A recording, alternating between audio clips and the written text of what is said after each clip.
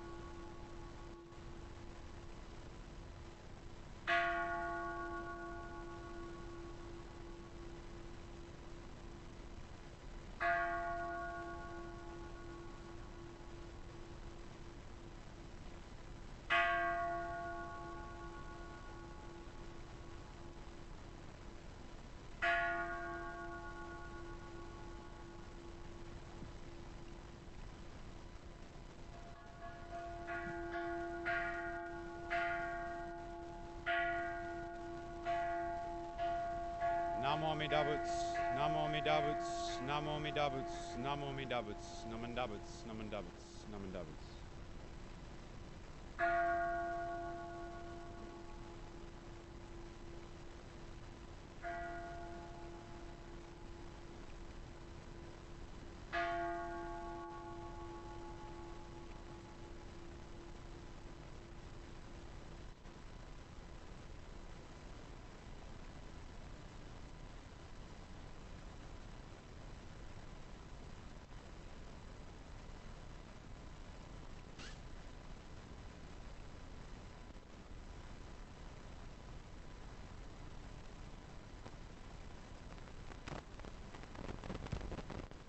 Good morning, everyone. Thank you all so much for showing up here on a Saturday. I know it's a little new for most of us. Sundays usually they get to at the temple. But I want to welcome everyone to our Tri-Temple seminar, which focuses on the MA program. And it's receiving the Dharma and supporting the Sangha. So it's a great honor to have a program like the MA group because they help the minister, but it also gives us an opportunity to enrich our own experience with the Dharma itself. So we get to study and learn a lot more about the Dharma than we would traditionally learn in just Sunday service. And so today is a great opportunity to hear how this program works, learn a little bit about the people who participate in it, and really learn about the benefits of this. Some of you might be familiar with your MAs. A lot of temples have them. Not every temple does though. So it is an amazing asset to have at a temple. And a lot of their role is not just helping out with the onaijin or doing talks. A lot of it also has to do with helping the Sangha and helping our services and continuing this great tradition, especially in opportunities where there may not be a resident minister or there may not be opportunities to hear the Dharma as often. So I welcome all of you and thank you so much for coming today. For today's service schedule, we'll start with a chant of Jusege, which can be found on page 35 of your service book. After Jusege, I will introduce our keynote speaker today, Reverend Michael Jones from the San Jose Buddhist Church. And then after his keynote address, we'll have a brief break to set up our panel for our live Q&A and discussion. And then after all of that, we'll have lunch, which will be great. So I hope you guys all look forward to today and enjoy today's opportunity to learn more about our program and the asset that these people bring to our temples.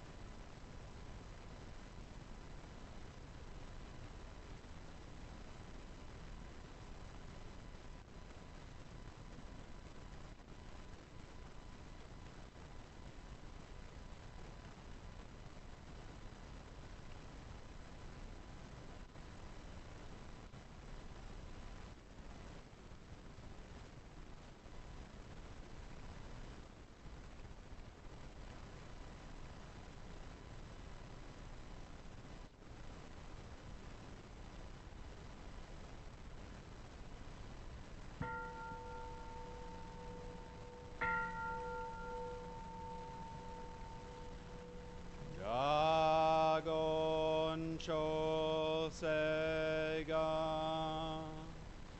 Ishi Mujodo Shigan Fu Manzo Seifujo Shoga Ga Omuroko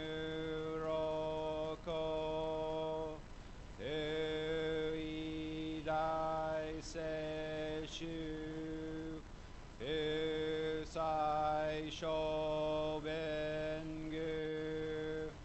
Seifujo Shoga Gashi Jobindo Yosho Chojipo Kukyo Shomon Seifujo Shoga Ryokujin Shonen Joeshu Wongyo Shigu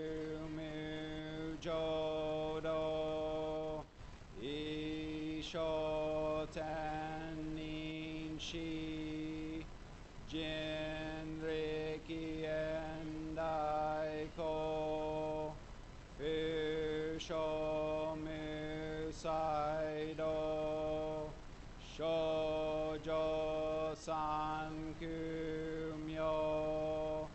Hosai Shuyakunan Daihichi Egen Meshikon Moan Hesokusho Akudo Sudan Zen Shumon Kosojo Manzo Iyoro Jipo Nichigan Shujuki Tenko On Pugen Ishukai Hozo Koseku Dokuho Jo Odai Shuchu Seppo Shishiku Kuryo Isai Butsu Gusoku Shutoku Hon Gane Shinjo Man Toku Isangayo Nyobun Mugechi Sudan Mifusho Gangaku Eri Toshi Sai Shoson Shiganya Koka Naisen no Kando Oku Shoten Nin Ouchin Myoke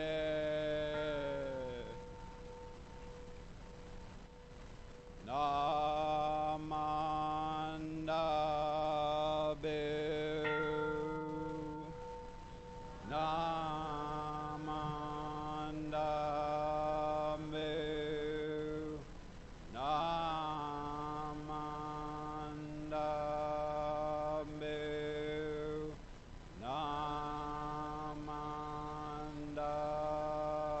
Bu Namandambu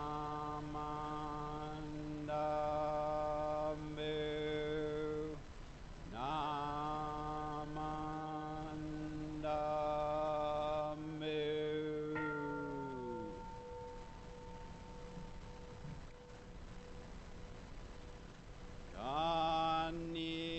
Kanishiku Doku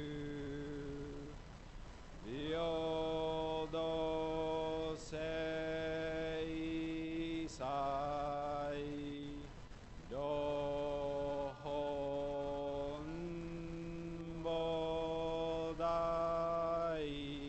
Bodaishin Ojo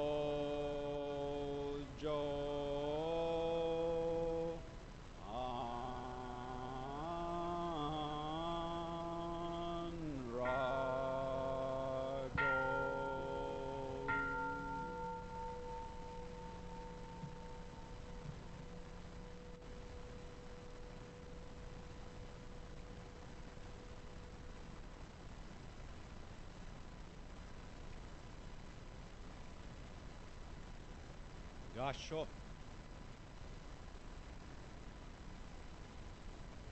Namo Amidabutsu. Namo Amidabutsu. Namo Amidabutsu. Namandabutsu. Namandabutsu. Namandabutsu.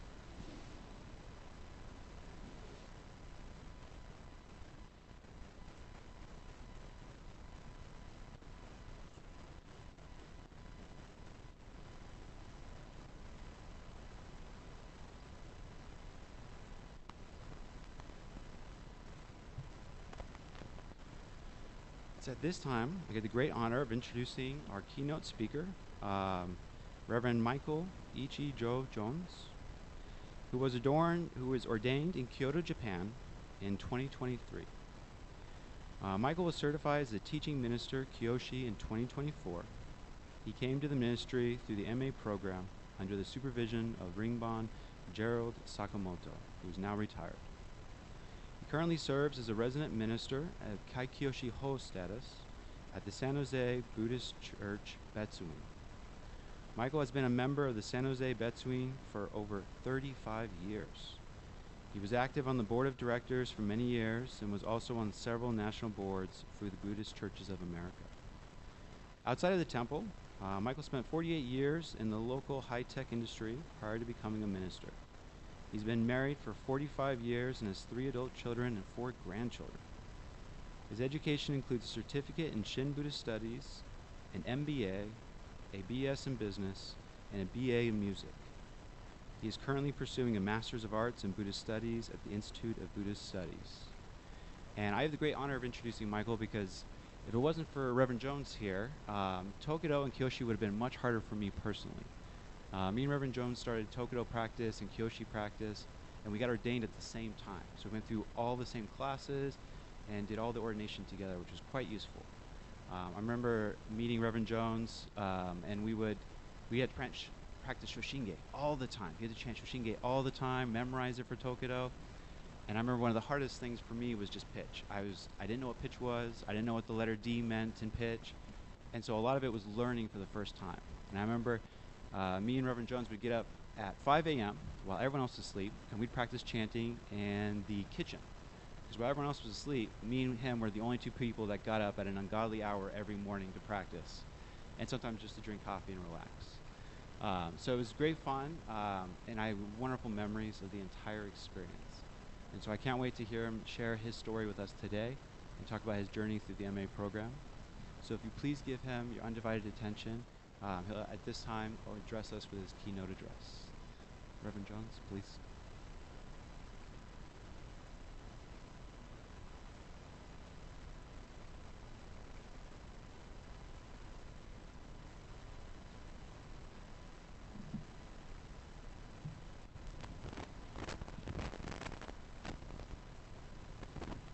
Equalizer.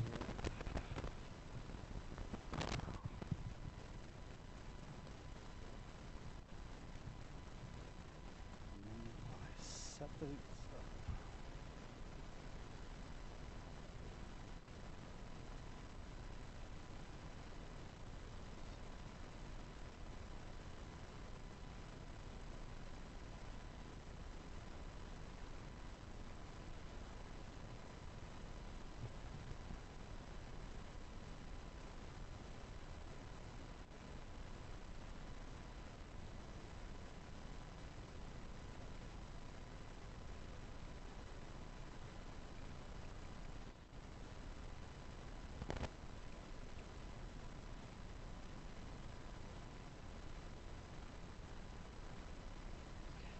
Please join me in Gasho. Namo Amida Butsu. Namo Amida Butsu. Namo Amida. Well, good morning, and thank you, Reverend Davenport, for that great introduction. Yeah, we went through some interesting times together. It was quite the experience, both Tokudo and Kyoshi, but in particular Tokudo. A lot of it's more stressful than I would have imagined in a lot of ways. So it's an interesting prospect, and it really was though a rewarding experience. What I'd like to talk about today is a little bit about how I got here and then what it means to me and why I think the MA program is just so special for BCA and for the temples who take advantage of it. You know, Sterling talked about some of my background. I was raised Catholic. I was baptized Baptist in high school. And then I sort of just went away from organized religion for a while, just because nothing was really speaking to me. He already mentioned my academic and family background. I started I wanted to start MAP actually in the late 90s.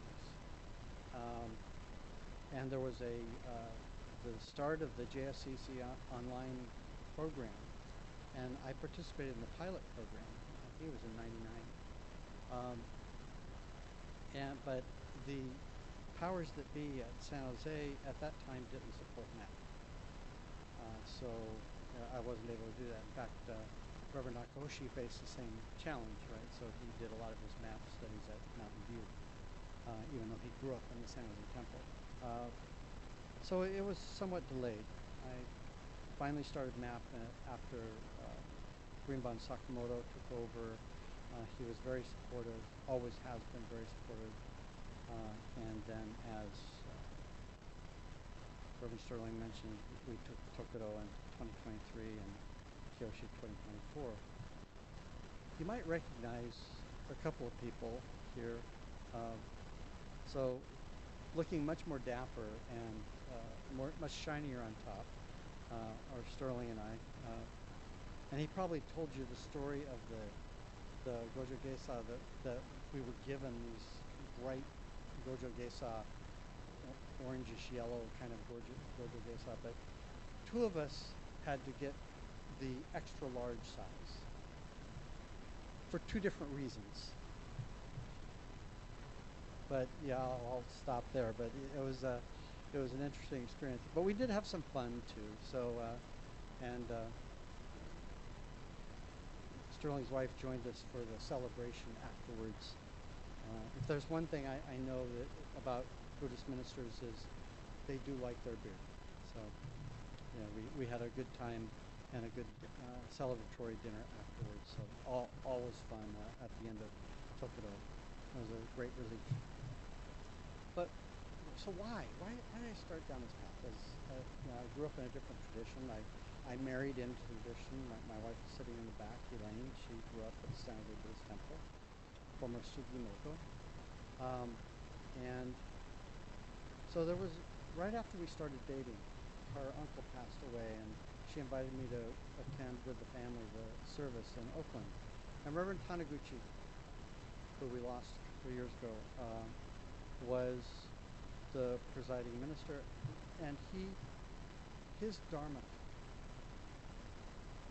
was the first time I had ever attended a funeral where the talk actually was meaningful to me and spoke. And I had been to a lot of funerals growing up. My father when I was 12, my uncle when I was 13, and just followed there.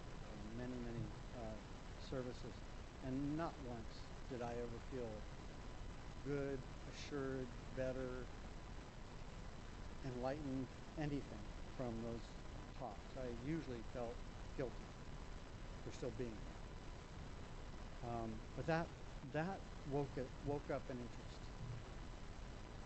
And then there were a couple of books that I ended up reading. The first was Ethics of Enlightenment by Reverend Ronald Nakasone, who we just lost last week. And it was a very special book. I actually took it with me because I was traveling a lot in business, and I took it with me. It traveled the world with me. And I read it many times over. And then a book called Anger by Thich Nhat Hanh. Thich Nhat Hanh books are wonderful, but this one in particular was good for me because anger has always been something I've dealt with. It's been a challenge, and my short fuse, unfortunately, was felt by other people as well. But there was a dilemma in all this messaging that I was getting now as I was understanding more about Buddhism, because they kept talking about no self, which also means no soul. Now, when you grow up Catholic, soul is everything. That's who you are. That's your identity. That's what goes to heaven. That's what lives eternally. That was a tough one, because that was embedded in me since birth. But so that was one of the toughest questions. So I asked a lot of questions around that. Of every minister I ran into, every teacher I ran into, this is constant. Say, if you have no soul, then what goes to the pure light? What is it that's enlightened? What can come back as a bodhisattva? So these are all questions that I asked for literally decades. So there's a process that we go through. Now, you may or may not recognize the three characters in the plaque. This is the plaque that sits above the Naijin at the San Jose Betsuin. This is from Jusei-ge, Kai Hozo. Ishu Kai Hozo. I will open the Dharma stories. So, to me, this is very appropriate for the process of learning about the Dharma. It's the start of the seventh verse.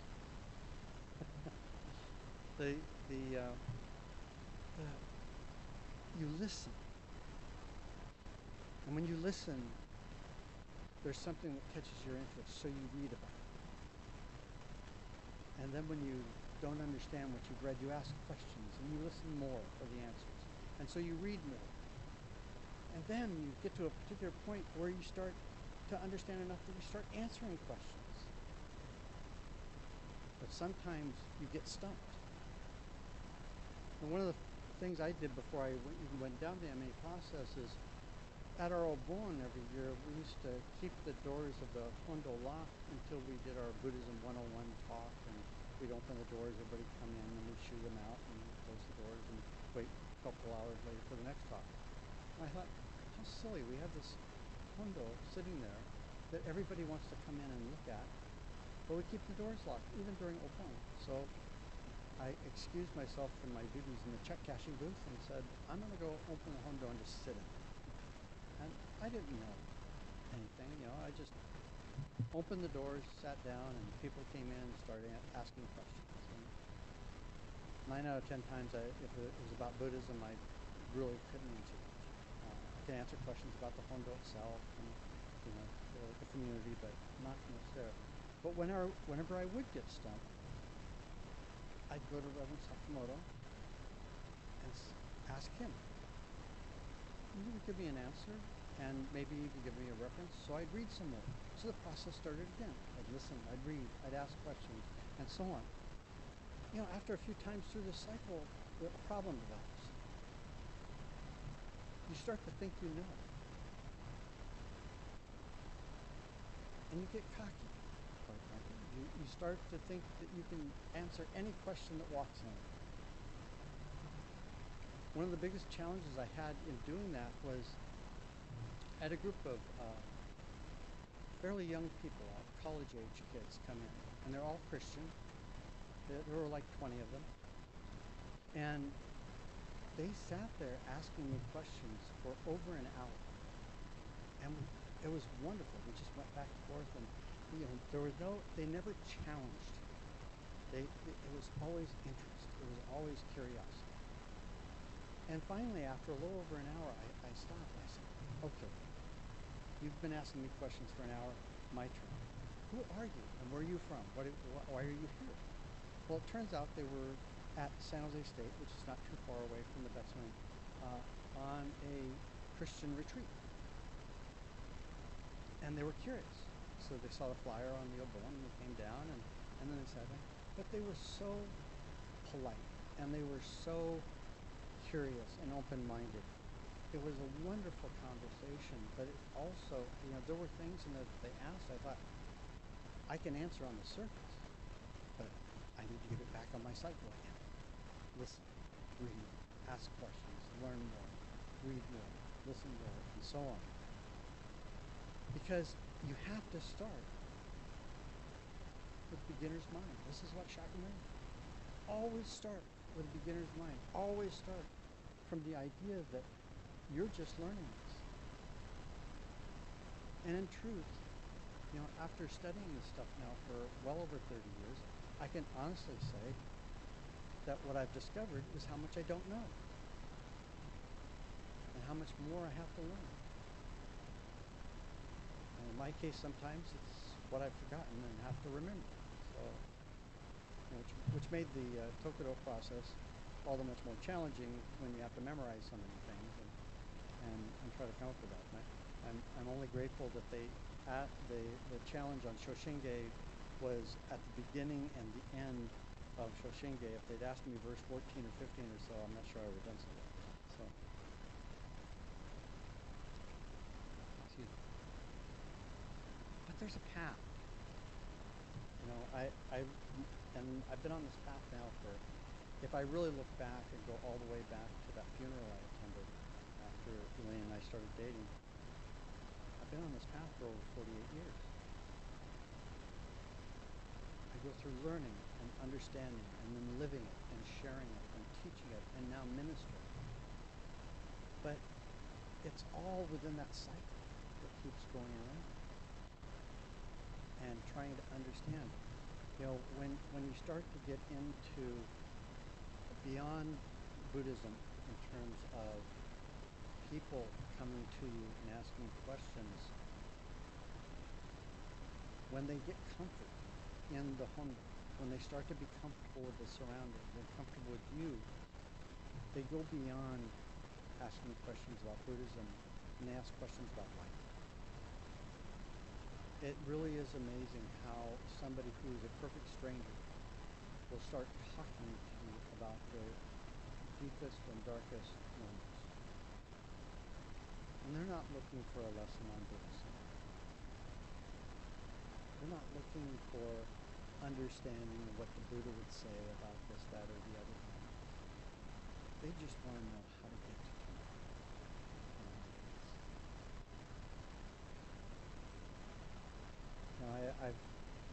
As Sterling said, I spent 48 years in tech, and then much of that was managing people. And when I was much younger, when I first started managing people, I really thought my job was to tell them what to do and to keep an eye on them, make sure they did it, and everything.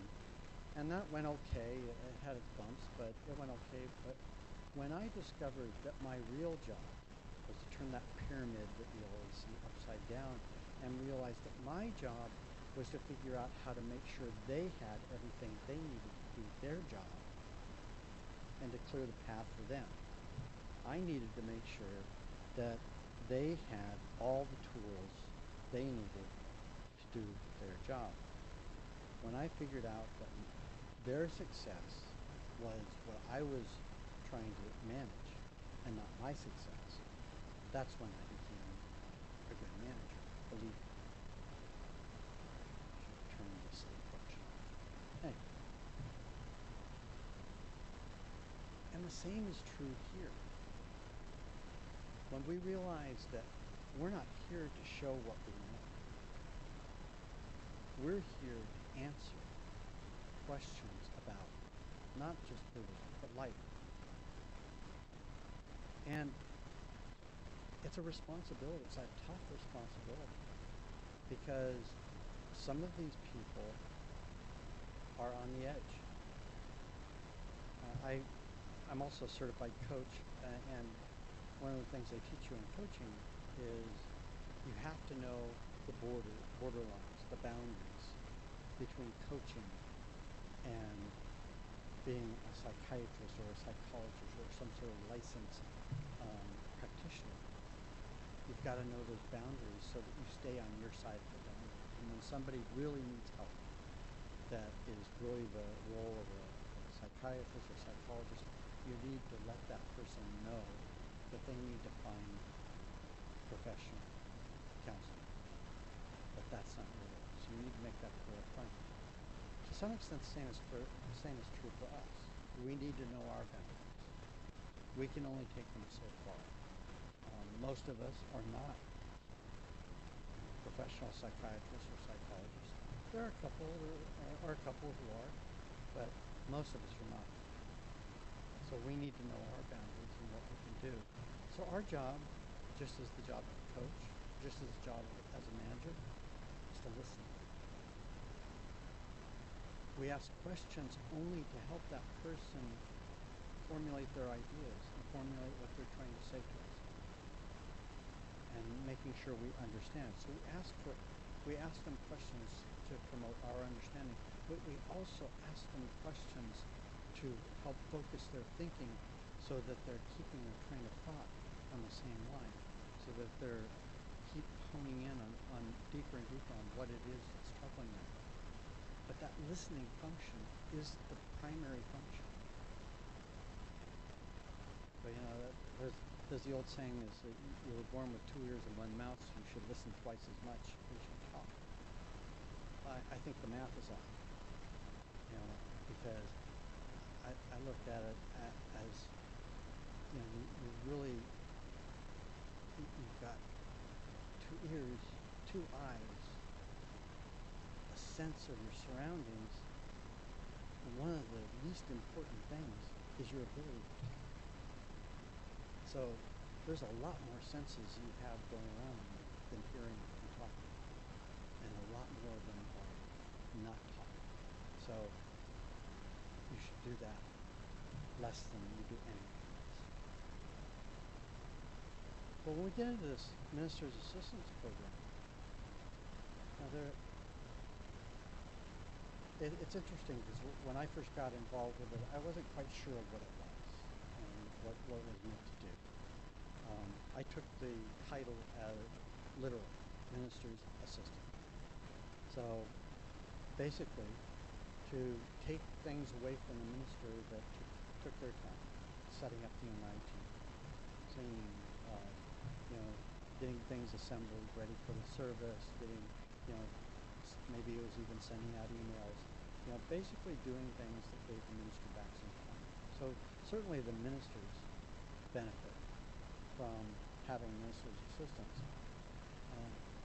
and the ministers can direct however they want to use our time. But the BCA also benefits, because now the BCA has more people out there who are learning about the Dharma, learning about it in a more formal doctrinal setting, so that when they answer questions about the Dharma, they're answering it from a Jodo Shinshu perspective and from the way that Jodo Shinshu is taught, at least the way it's taught here in the United States. The Sangha benefits, because the Sangha not only gets to hear the perspectives of other people besides just the resident minister, but they also get more of the minister's attention because the minister's assistants can be there to help them along the way. So that the minister doesn't have to do every little thing to get ready for a service, especially something like a funeral service. The family is gathering and they need attention. They're going through a stressful time, they're going through an emotional time. They want the minister's attention to make sure that everything with the service is going to go well, that the minister knows what it is they want from their service, and so on. And if they're having to attend to the Naijin and get the flowers ready and put all the Kusanaya up and everything like that, then their attention is taken away from the family. So the minister, the Sangha benefits. Institute of Buddhist Studies, they have more candidates, they have more class members, they have more students, which means that they can help support other students who already have made their decision that the ministry is where they're going, so they need to go the full master's or master's of divinity route to become Kyoshi minister. The Center for Buddhist Education also has more students at that point, and therefore more revenue, but also more people to teach, more people to help spread the Dharma the way that Nissho Honranji and BCA want it to be spread. The Jodo Shinshu International Office, they're that link to us, for us to Kyoto. And JSIO has been very important. Reverend Kuhara, who's based in Berkeley, has been here for over 20 years, and he's been a great benefit to us. He's the person that gets things and makes sure that we've got a translation available for it, or he does the translation himself. You learn it as part of Tokudo and Kyoshi that there's this huge amount of bylaws and rules that BCA has to follow that are put out by Kishin Honganji. They don't print those in English. And they update those. So Kuwahara Sensei is the one who keeps the book. And he's a little behind on it right now, but he's got to put it all in the binder and make sure that we've got the latest and greatest. But we also have research going the other way. So when we went to Tokudo, we had Reverend Jean Sakia from the International Office and Reverend Sugimoto from the International Office, who helped us a lot. But Reverend Sakia was interesting in that I first met Reverend Sakia through the JSCC online program. And he was one of the ministers who we had our monthly, every month we get a different minister to send our essay questions to. So, or every semester I don't know how it changed. It's been a while. But Reverend Sakia was one, and when I sent my first one out to him, he wrote back right away and said, "Do you know a Stuart, John?" But, yeah, it's my son. So I found out that my son had met Reverend Sakia through one of the YBA international programs. And so Reverend Sakia and I already knew each other, at least from a distance, when we went to Kyoto. So it was good getting to meet him and getting to know him better. He's a very interesting person. He's definitely got his ideas on how things should be done. He's very direct. I tend to like direct, so he fits that mold for me. But this international office has so much to provide. When we were there, we had other people from the international office helping us along the way. We had, we have our little Shoshinge book, Kozo Wasan, that has Shoshinge and Wasan and so on, and there were certain Wasans that we had to know. And when they said, okay, now you need to know these other Wasans, not the standard ones we always did, but these other Wasans as well, all of us had already written Romaji in our books, in little tiny letters to make sure that we could actually read the things. Most of us don't read kanji. Well, the task now, away from home, away from all your tools and everything, of putting these little tiny pages in your book or anything like that became a little overwhelming. But Reverend Kabaka's daughter was there, and she did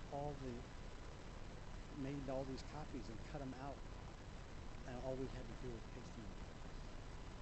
So I mean, all these little things that this JSIO is actually helping us, and we're helping them because, again, we're helping to spread the Dharma.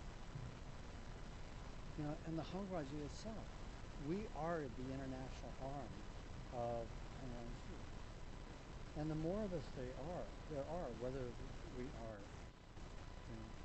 MAs, certified MAs, or ministers, it doesn't matter.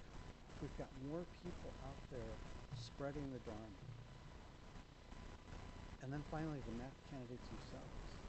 We benefit tremendously, really, from everybody else on this wheel. And you recognize the wheel. There's a reason.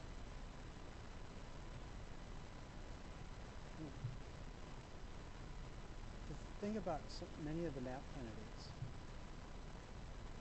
we often come from a different path, which means we have different perspectives.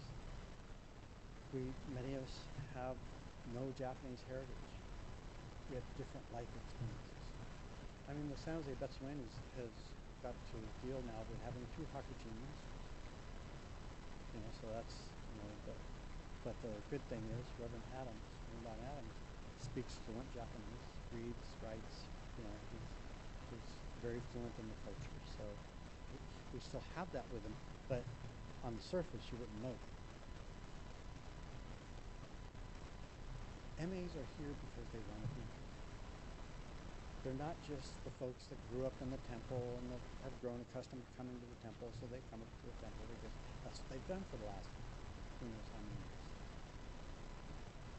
And MAs tend to come at this with a beginner's mind because they are human.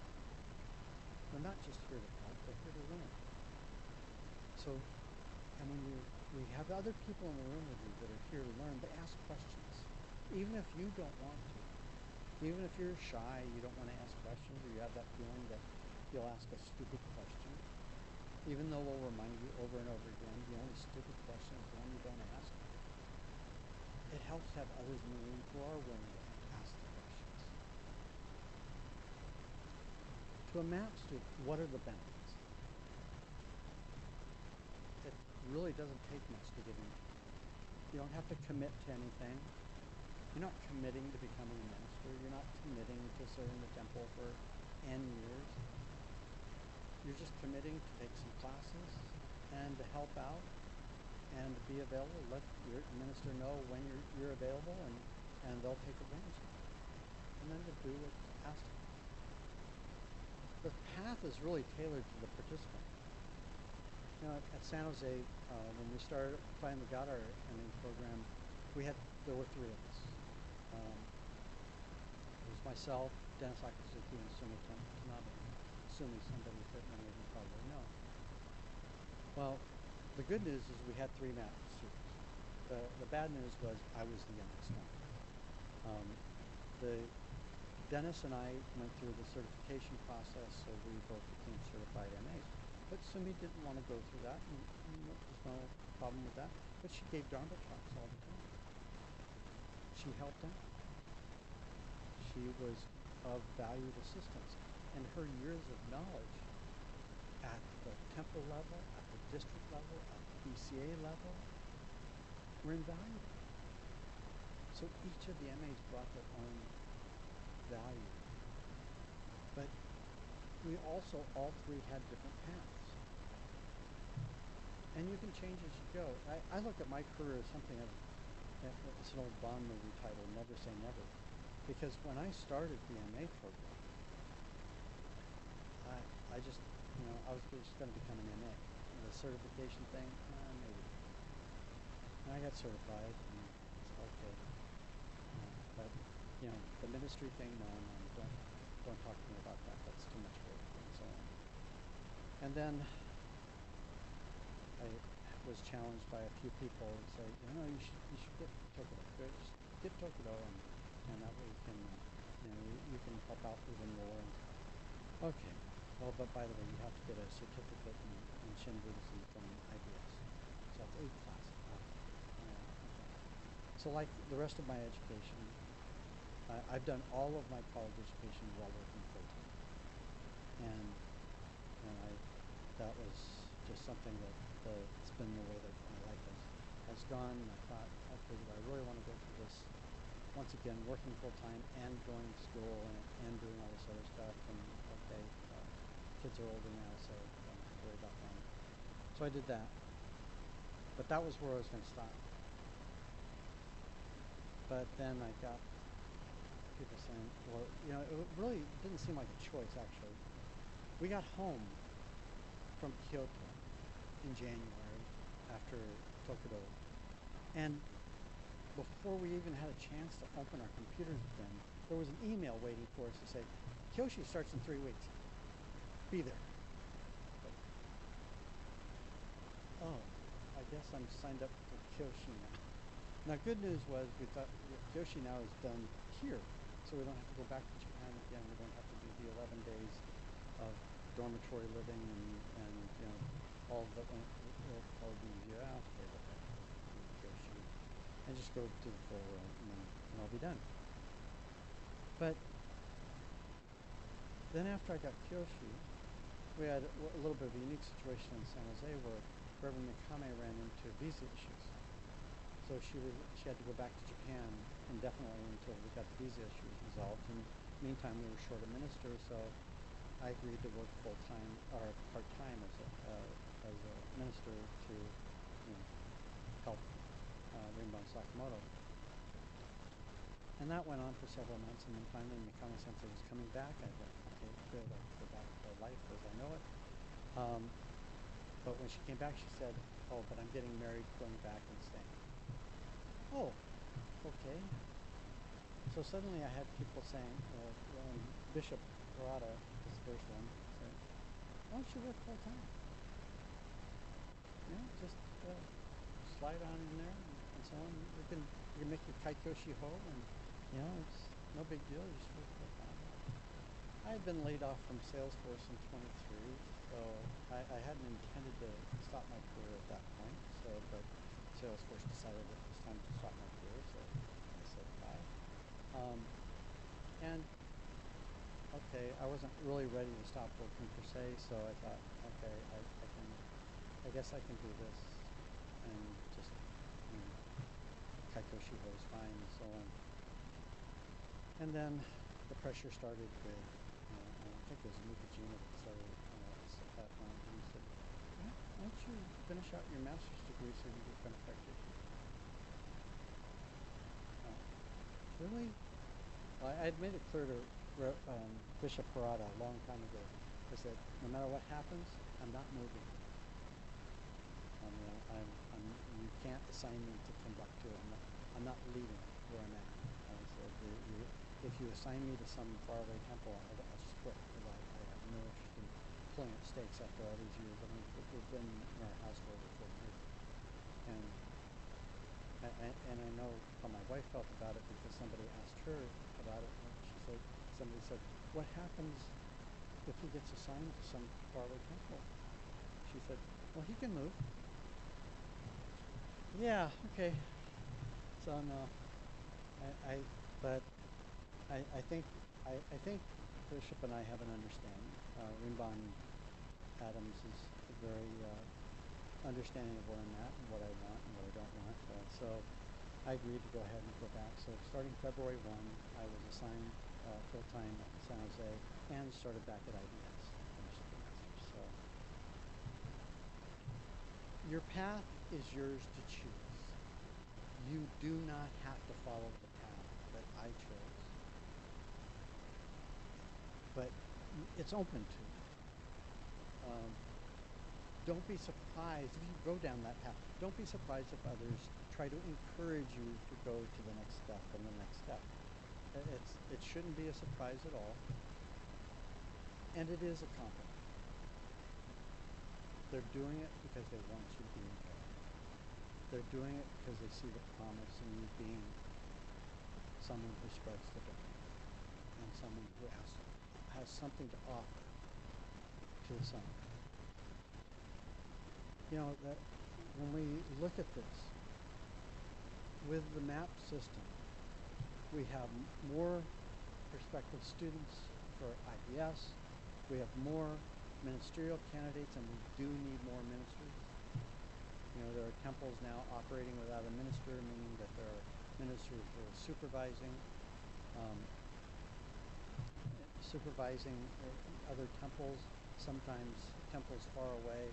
I don't know how Reverend Hirano in Salt Lake manages his life, because he's got like 6 or 7 temples he has to look after, and so he's constantly traveling. He has some Tokudo ministers under him. He has, and at least 1 or 2 of them are, I think, in the current Kyoshi class. But it's these ministers who have to supervise other temples. It just makes their life much more difficult. And now we've got Ms. Koyama is supervising San Mateo, since Reverend Adams came down to San Jose. There's nobody at San Mateo, so we've got another supervising minister. We've got Murakami, who supervises Monterey in addition to being at Salinas. And we've got the retired minister in Shinseki who's covering Luxembourg. So, we need more ministers. And this larger network of MA and ministerial people means there's a larger community. We had the Fukan and Denver last night. And it was really wonderful to see some ministers I've known for many, many years and just haven't seen them in a long time. Others I've never met in person before. Reverend Hayashi, who's resident in Denver, spent his 1 month IMOP at San Jose. So that we've got connections. But it's a community. That community is people you can ask questions of, people you can look for opportunities. you find out, like I got this really strange call a few weeks ago from a woman on the East Coast in Maryland. And she was looking for somebody to visit her sister who's in prison in Maryland. And she was frustrated because she couldn't find, her sister wanted some Buddhist guidance. And she couldn't find anybody locally to help that. Well, and I find out that Hayashi used to be the resident minister for Ikoji, which is in Virginia. And Reverend Rai from New York is currently supervising Ikoji. So I talked to Reverend Rai and Reverend Hayashi in Denver. And so I'm on the path to finding her somebody that she can talk to locally and somebody maybe that can visit her sister. But this is a network. And it's a network that reaches not just the continental U.S., but it reaches beyond. Because we've got the Honpa Honwaji of Hawaii that we can unite as well. We've got Canada. We've got South America. And now we also have a fledgling startup in Europe. In fact, our guest speaker for the PEN was Reverend David Thornton, who we went through Kyoshi. He's from England. In addition to just being a really interesting and great person to be around, he's very knowledgeable. So we've got that connection to Europe as well. So we have questions about things on an international scope or how they do things in one country or another. We've got resources. We're a community of resources. And all of this put together means that we can be a better resource to the Sangha.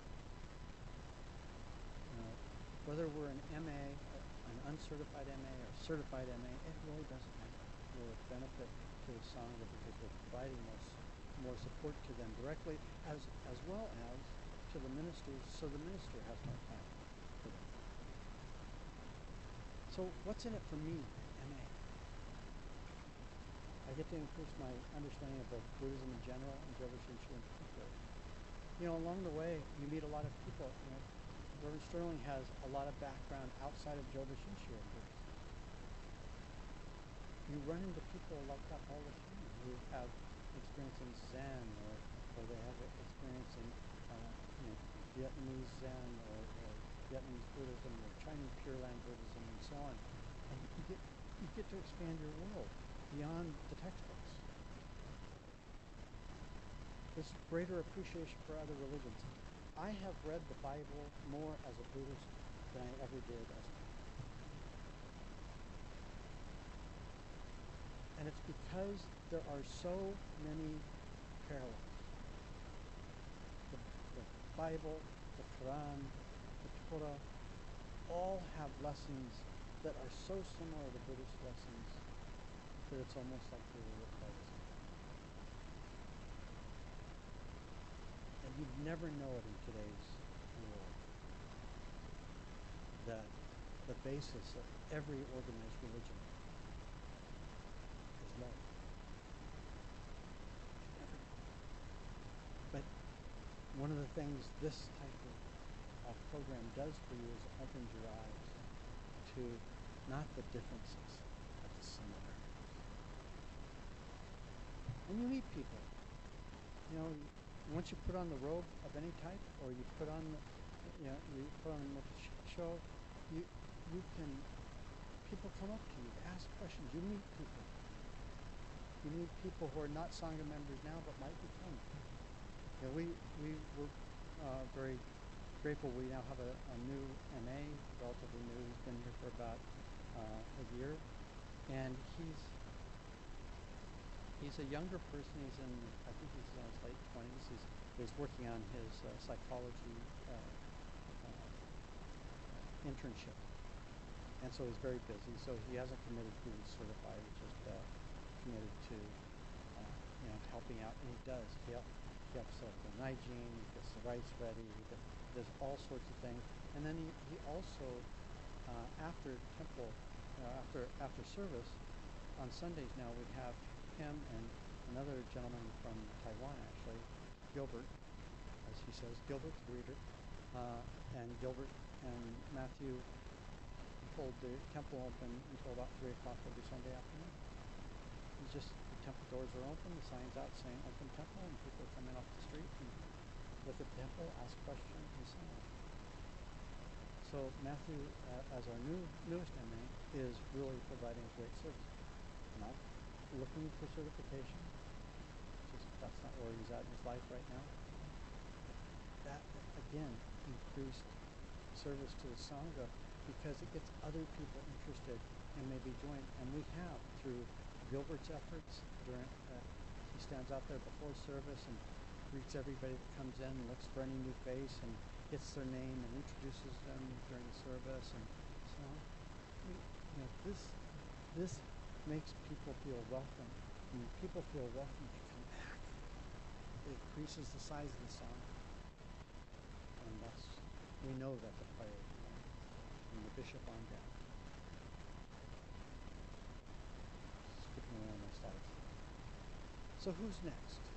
Who's next to start the progress? And again, it's your path. You can start off as an MA and decide, do I want to become a certified MA? Okay, take the online course and you can become a certified MA. Online course takes 2 years. Just because it takes 2 years. They don't allow any shortcuts. You just have to it's not that much work, it's interesting, the stuff you learn is interesting, but you just have to make the decision that you want to do that and stick with it and you become a certified MA. And then, do I want to be ordained? You ask yourself that question. You think about what it could mean, both in your board and it's Tokudo is not an easy path. And every person has different challenges. For some of us, it's memorization. I grew up a trumpet player. Trumpet players weren't required to memorize their solos and so on. They always had a music.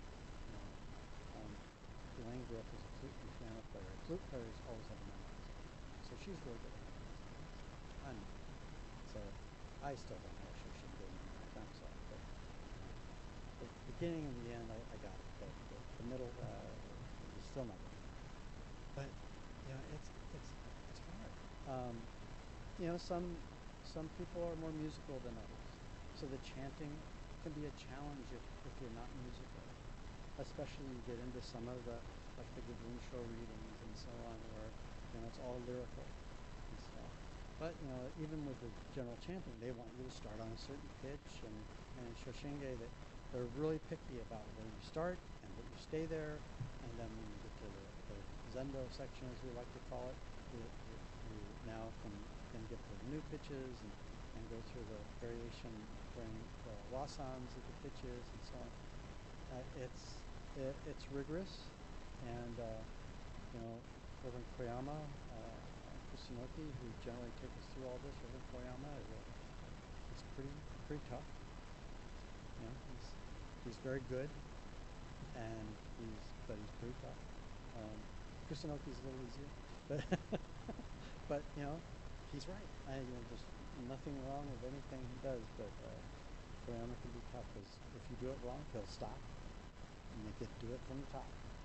So he's not too unlike some of the music teachers I had over the years, but anyway.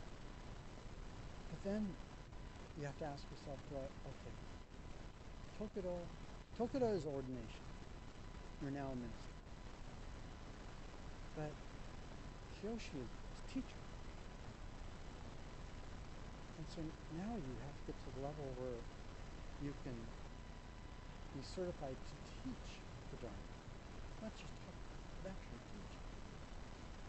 And so that's what Kyoshi does. But now the next two are only outside of Japan, because Kai International outside. So Kai Kyoshi is only meaningful outside of Japan, and everybody outside of Japan, you have these requirements for going through this Kai Kyoshi process, where you have to be fully Kyoshi, and then you have to spend a year of internship assignment. Kaikoshi Ho is sort of an interesting aside. You can actually be Kaikoshi Ho as a principal. So that's an assignment, and it's sort of like a temporary Kaikoshi. You're not Kaikoshi status. One of the things you find out is when you start ordering the full robes is there's only certain robes you can wear. Now, actually, you can wear any robe you want in the U.S. as long as your supervising minister says it's okay. But if you go back to Kyoto and participate in any service, then there's only certain robes you can wear, and it's dependent on the status. And this Retsuza status that we're in has 6 or 7 levels all by itself, and we're at the very bottom. So there's only certain color robes that we can wear, and certain color robes with or without wisteria crest or whatever crest. And generally, Katsukawa and Satsuma and these other robe manufacturers, they all know what you can and can't have at whatever status, so they keep you honest. But in any case, the Kaikoshi Ho is a temporary status. Kaikoshi is your full signed and done your 1 year of internship. But as part of Kaikoshi, you have to have your master's, either from IBS or Yokoku.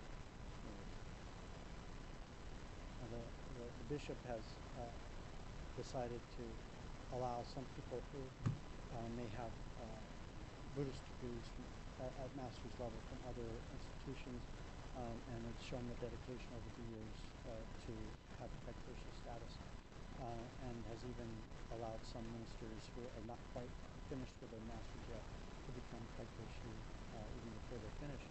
Some of that has to do with the lack of ministers. But the rules are fairly clear, but it's the bishop can make exceptions and has. So Bishop Harada has been very flexible in trying to get more ministers in. But there are a lot of benefits to it. Spending 48 years in tech, it's not that the ministry doesn't have any stress. It's a different kind of stress. And frankly, it's child's play stress compared to I think that some of the political situations and the politics that I've had to go into in the tech industry, and then I compare it to the worst political situation I've dealt with in my 40 years or so of dealing with BCA and so on. So I sort of hold my beer. This is nothing. It's just nothing compared, but it's so nice. And there's other awards. We do a daily service for Lotus Preschool. We have a Lotus Preschool that was started 40 years ago at San Jose Betsman on our site, and it was founded by a friend of Elaine's, and Lynn Yamichi, and she started the preschool. Our kids went to it. They were really, our oldest was, I think, the second year of the preschool and so on. And this preschool has been wonderful. And so every morning at 10, the kids come over. They have a real rope they all hold on to, and they come over and they come into the temple. And these are all basically 3-year-olds, and 2 and 3-year-olds, and so on. And they are just as cute as they do. And we do a service. We do Jusei, we all come up to a circle, and we have them recite the golden chain, and then we sing a gata. And their favorite is Fly Fly. So, they don't know the real names of the gata. They just, church bells, they like church bells, they like Fly Fly, and so on. But the reward is their smile. I was telling Wayne the other day, I was walking into the temple, and one of the kids was being dropped off by his mom, and I see him, and I said good morning to him. He has a big smile on his face. He comes running over to me, his hand up to give me a high five, and turns around to his mom and says, "That's Mike." Because the day before, because it's a new class, there are a lot of new students, I introduced myself, not as Mike, but Reverend Michael, and so, but he was just so proud of himself that he knew my name, and he just, yeah, I'll tell you, that made my day, that made my week. Just the little rewards for doing what I do. Much more meaningful than worrying about my next promotion, the next raise, what we have to do to get through this quarter, who's trying to outmaneuver who on the org chart. Yeah, I'll tell you, I'm not unhappy to be away from that stuff. And the rewards here, no matter the organization within the church that they're supported. The BWA has always been very good to me. I was president of the temple back during our centennial. And I joined the board really after just getting involved with the church. A couple, Eddie and Joyce Sasaki come to me and say, "You need to be on the board." I didn't know anything about this place. I just barely got into the board. No, you need to be on the board. Okay, get on the board. A year later, you need to be president. We need to get you in. But I just got on the board. I don't know what I'm doing. And Eddie said, "I'll take over president for a year and give you a chance to ease in." Okay. But I'll tell you, I get into that position, and Elaine gave me one piece of advice. Don't piss off the Fujin family. Okay. Great piece of advice. It was, and I made sure I never did, and they've always been very supportive. And now, even more so, the BWA is very, very supportive. They've been very supportive of me and my progress through this path, and other temple members have as well. Temple members I've known for many, many years. Temple members who weren't as nice to me or weren't as favorable of me when I was on the board, who weren't as appreciative of the work I was doing on the board, are suddenly very appreciative and very supportive. So the rewards come in many ways, but they're different types of rewards. It's a different type of stress. It's not unstressful. It's just a different type of stress. Dealing with families in pain can be stressful. It is not for everybody.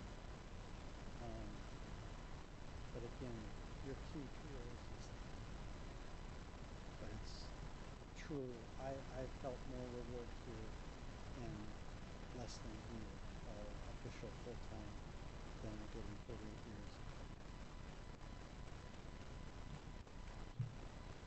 That is my story, the story of MA as far as I'm concerned. Thank you very much for listening, and I appreciate it. Please join me in Kyoshi. Namo Amida Butsu. Namo Amida Butsu. Namo Amida Butsu. Namo.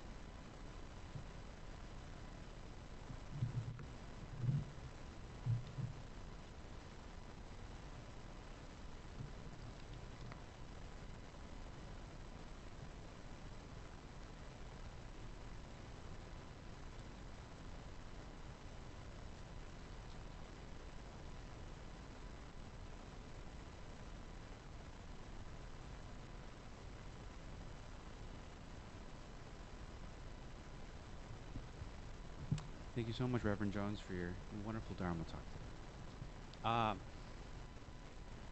And I love how you brought up the fact that we both have the same size gojo for different reasons. I still think it's the funniest thing ever. So at this time, before we start our panel discussion, we're going to take a quick 15-minute break. So there's light refreshments downstairs. Please feel free to get something to drink or something to eat. We're going to set up our panel up here in front with microphones.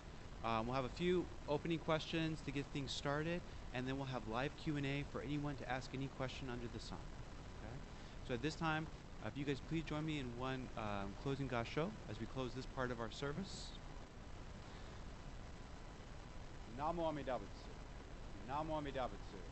Namo Amida Butsu. Namanda Butsu. Namanda Butsu. So at this time, please feel free to use the restrooms downstairs. It's on the second floor if you're new to our temple. And please get something to eat, something to drink, and I'll see you all here in about 15 minutes.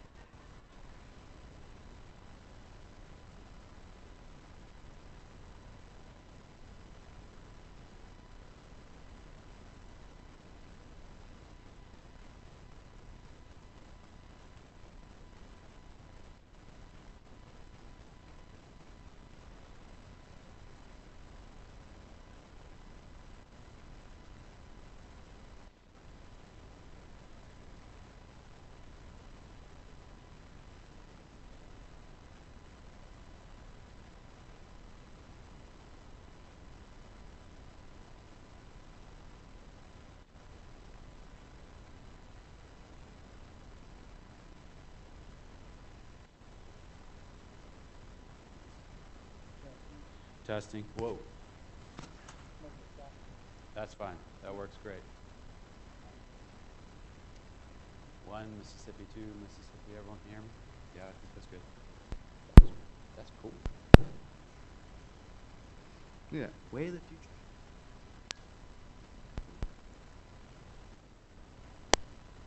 Now it's on. No.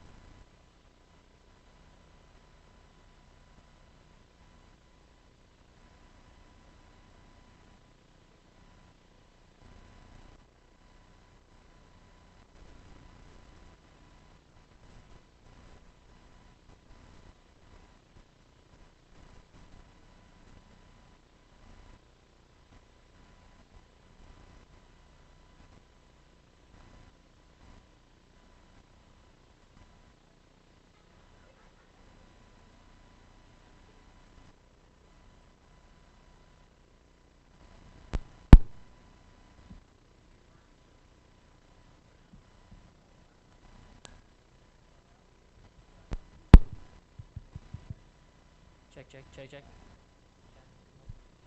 Okay. 3's on.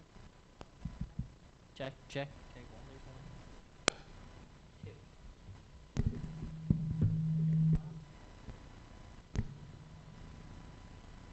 2. Testing, testing. Okay, this is on.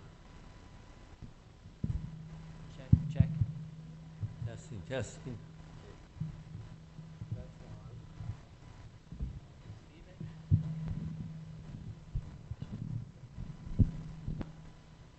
Another one. Yep. One time to let it be. One of these. Check, check. 1, 2, 3.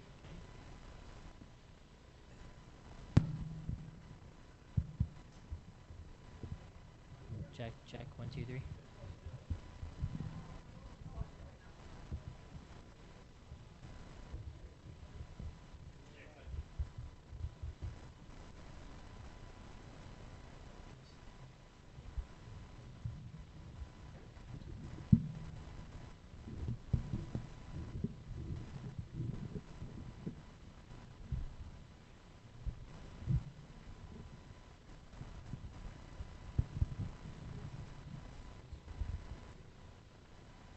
Check. 1, 2, 3.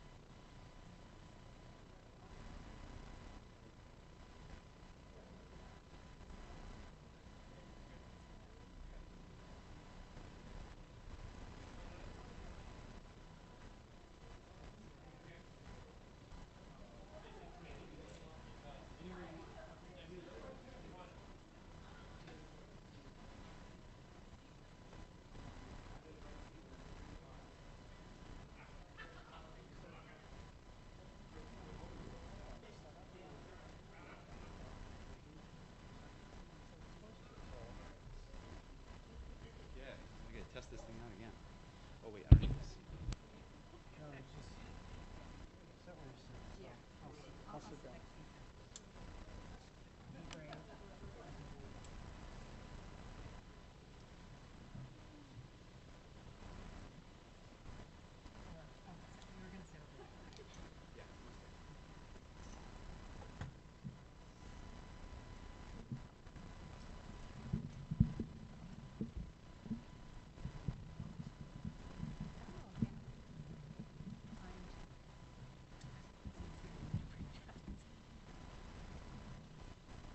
If everyone could please join me in opening Dasho. Namo Amida Butsu. Namo Namo Amida Namo Butsu. Amida Namo Amida Butsu. Namo Namo Amida Butsu. Thank you everyone for coming back. We're going to start the question and answers in a minute for our panel discussion here today. But before we do, I would like to introduce our panelists, or contestants, depending on the word you want to use. So I'll first introduce Reverend Noriko Kawai. She has Tokudo ordination, is an ordained Jodo Shinshu minister in our tradition, and a hospice/hospital chaplain. She provides spiritual care and compassionate support to patients and families from diverse backgrounds, bringing her experience in spiritual care to her work with the temple community. One of our next speakers is Reverend Sharon Sasaki, who also has Tokudo ordination. She has been a minister's assistant since 2021. She grew up in the San Francisco Bay Area, joined BTSD in 1996, and enjoys our temple's Dharma school, taiko, and chanting groups. She received a certificate of Shin Buddhist Studies from the Institute of Buddhist Studies, where she is currently studying for a Master's of Divinity. She received her Tokudo ordination in 2025, and she has a wonderful home where she is joined with her daughters Zoe and Ava and her dog Mia. And for our two guests, our first two introductions, Reverend Noriko and Reverend Sharon, they are both in Kyoshi right now for preparation for their next level ordination, which is quite exciting. So I hope you guys ask them lots of questions about it. For our next speaker, we have Arturo Rubio, who's a certified minister's assistant. Arturo was born in Tijuana, Mexico, and what he likes to say, what seems like kalpas ago, but has lived in San Diego since 2011. He received the Buddhist name in 2016 and has been translating and recording Bishop Marvin Harada's weekly Dial the Dharma messages from English to Spanish. If you've had the chance to dial the Dharma, he gets to translate the Spanish version. And he's been doing that since 2022. He has also recorded YouTube videos about a variety of Buddhist topics in Spanish. And Arturo is currently a student of the Institute of Buddhist Studies in the certificate program for Shin Buddhist Studies. And he hopes to join the Tokudo ordination group in 2028. So the next group for Tokudo ordination, which is our first level of ordination. And then our next panelist is Reverend Yukari Williams, certified minister's assistant. And Yukari is interesting because her name translates into connection, karmic bond. And her mother chose this name with the hope that Yukari would have a meaningful connection with the native land, right from birth. As a native Japanese speaker, she gives Dharma talks in Japanese at our temple. She's a devoted student to Shin Buddhism and continues to deepen her understanding of its teachings, even after graduating from Chibutsu. She just got her test scores and she passed everything, so it's really quite good. And so Arturo and Yukari are actually going to be in the next Tokudo group for 2028. So we have 2 future Tokudo participants, 2 current Kyoshi participants, and then we have Reverend Jones, who's already gone through the whole process that I introduced earlier. So part of our panel, we wanted to start out with some questions just to kind of get everything started and to kind of stimulate some discussion. So what I'll do is I'll open up with 3 questions that each of the panelists will answer for about 2 to 5 minutes. And then afterwards, we'll open it for Q&A for anyone from the audience to ask them any questions you would like. You can throw curveballs, knuckleballs, fastballs, but be gentle. What I'd like to start off, and we'll start with our panelists from left to right, or my left to right, starting with Reverend Jones here, is what has been your ministerial experience, if you were to summarize it in 2 to 5 minutes? Reverend Jones? Can I do that? Let's see. You know, the ministerial experience for me has been one of service to the Sangha. The most meaningful things to me have been when I have been doing a service for a specific family. One of the first funerals that I participated in with Reverend Sakamoto, I wasn't aware before the service started until we walked out that it was an open casket. And we start off right in front of the casket. Now, I didn't know the person, but it was a very different experience, trying to chant something that you don't chant a lot, Kisamboge, and a little book, so small, and the writing is so small, and keep your faculties about you while this person is there. You know, the first Makaryo Gyo that I did on my own was for a woman who passed at 102. And so I went to the home. And it just happened to be about 4 blocks from where I grew up. And I knew the family. I didn't know her in particular. I knew the cousin side of the family. So I grew up with one of the daughters in that family. But the lives that you touch during these services, I'm a fairly emotional person. I have a hard time covering my emotions. It's challenging. It's difficult sometimes to get through a chant when life's realities are right there in front of you.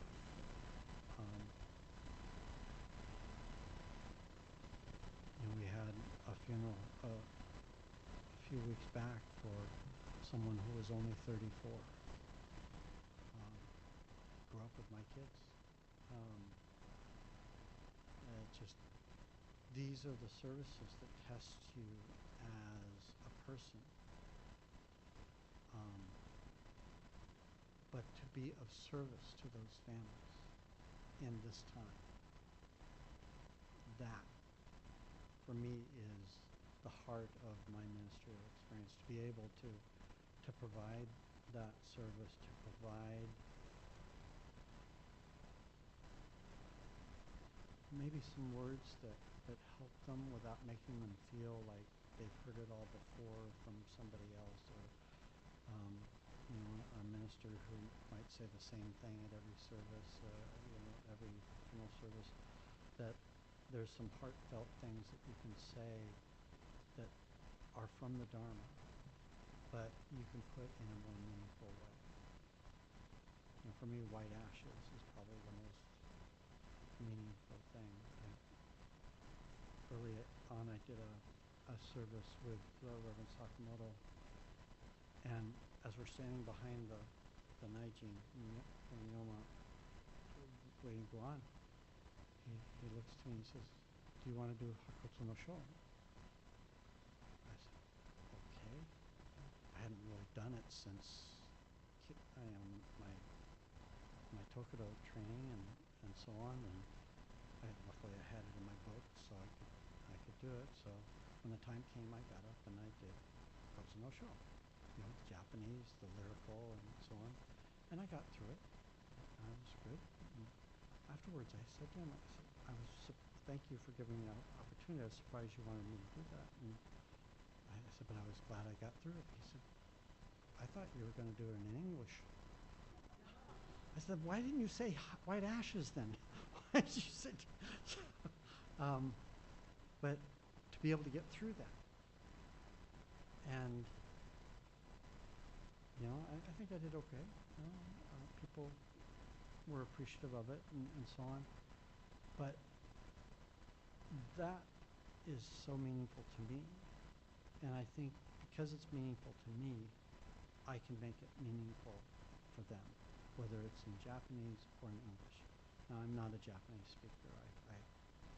I can get fed, get found, you know, so I can do okay. But I don't carry on conversations in Japanese, but that's one that is very meaningful to me. So it's these meaningful experiences that touch members of the Sangha on a personal level. That, for me, has been the most meaningful part of my ministerial experience to date. And it'll continue. That's when I write my messages out, and I write my messages out and I read them. I don't talk off the cuff, only because I want to make sure to get through all my points. But no, that's been the most meaningful to me, is my ability to touch somebody on a personal level and to be there for them, not be there just with them.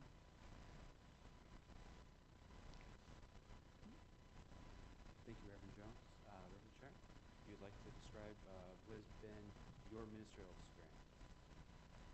Hello? Yes, okay. Yes, first of all, thank you so much, Reverend Sterling and everyone, this Sangha, for allowing me to participate on this panel. I've already learned so much.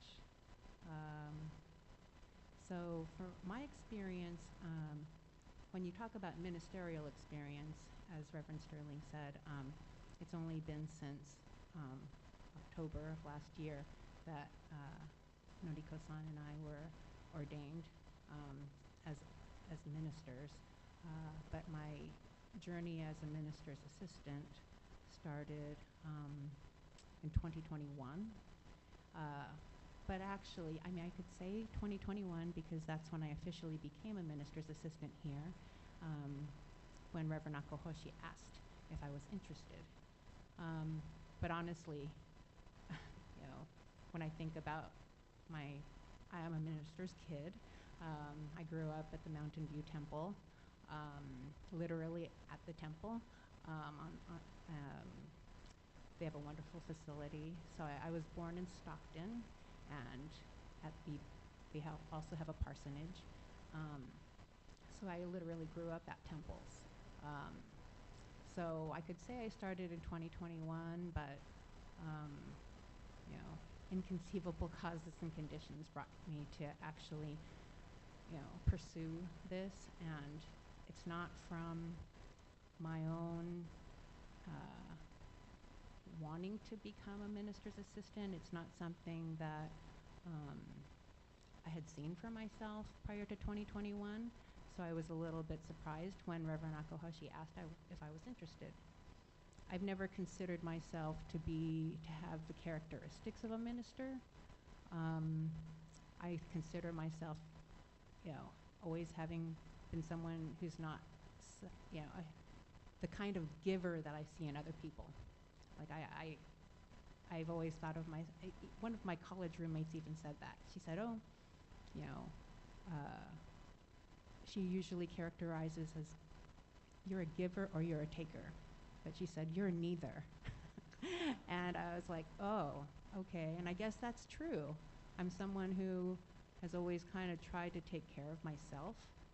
And of course now I realize the ignorance of that thought. You know, and that's part of my journey, is realizing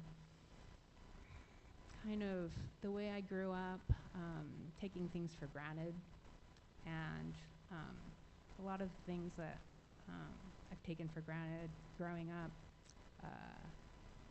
You know, being a minister's assistant and studying the Dharma more seriously has brought it out.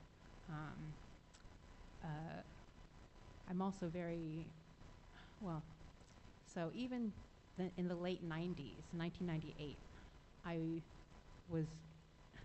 participated in BCA organized Japan trip for ministers' kids. And Reverend Hirano points it out because he was there. And he said, oh, you know, you were on our trip in 1998. It just took 23 years for the seed to kind of sprout a little bit. And that wasn't even my doing. It was Reverend Akohoshi who gave me the opportunity. So I don't know. It's my journey here is, it's not out of my own, you know, it doesn't come from me. It comes from, you know, if you want to call it Dharma or Amida, has kind of led me along this path. So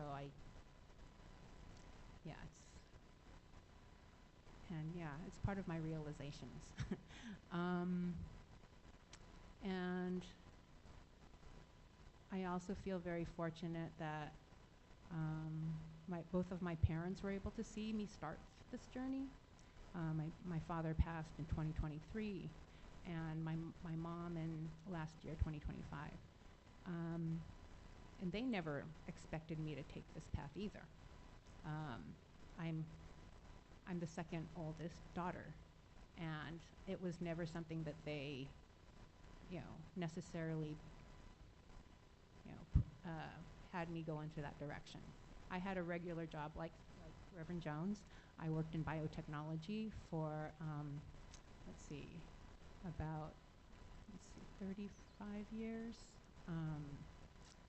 So I was in biotechnology for most of my life, and in the industry, I think I don't consider myself very emotional either, or I haven't. And in industry, that's kind of an asset. You sort of have this, you know, you develop kind of I don't know if you call it hardness, but try not to become emotionally off this, be able to make decisions and things like that. And I could say that going into studying the Dharma and studying Buddhism and being in this kind of environment of wonderful teachers has softened that. And I mean, it's this experience plus, you know, just life experience that, you know, has kind of softened that hardness that you develop just getting through work, full-time work, being in industry, and it being, you know, the challenges of just everyday life in America.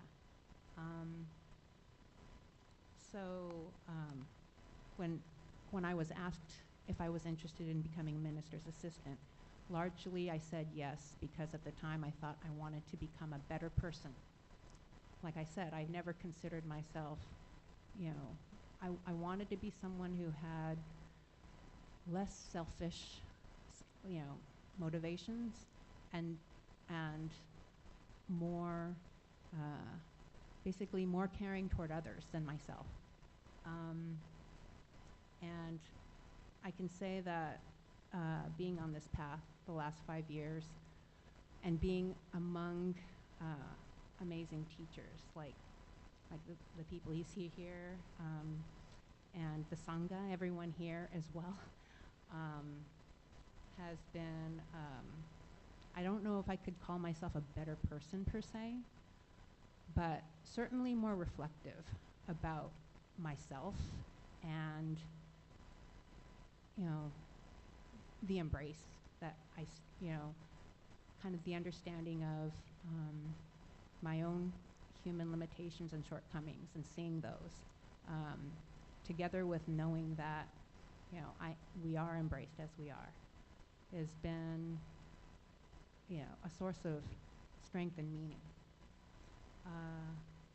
And as far as my participation here in an MA role, I agree with Reverend Jones in that I've been able to participate in some memorial services, and that's been just probably the most meaningful parts is being able to, you know, assist grieving families through their losses and helping them realize that the physical life is an ending, but also a beginning, and that they will be okay, we will be okay, and the Nembutsu helps to give them comfort and helps to give me comfort at the same time. Yeah. Thank you. Thank you so much, Reverend Sharon. Reverend Noriko? So the question is, what has been your ministerial experience? Thank you. So I feel really honored to be here. Thank you so much for having me. And thank you to senseis and the Sangha. I'm going to be looking up my cell phone. I'm not Instagramming. I have my notes on my cell phone, so I'll be looking at it. I think I started coming to Buddhist Temple San Diego. I don't exactly remember when it was, but it's when Mukojima Sensei was here, so that's a while ago. And we didn't have like official active MA program back then at the temple. I don't think. But Akahoshi Sensei, I think it's all the same for all of us.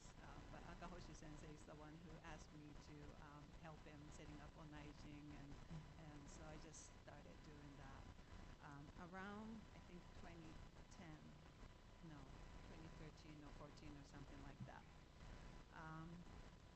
I don't exactly remember when I was certified. Maybe 2015, 16, something like that. And my ministerial experience, it feels like it's kind of unique, but I think our MAs are very diverse, and I think everybody's pretty unique, so maybe I can't say that I am unique. I was ordained as interfaith minister in 2013. I started studying spiritual care 2010 or 2011. So, and then I went to Claremont School of Theology and got the Master of Divinity in Interfaith Chaplaincy in 2016.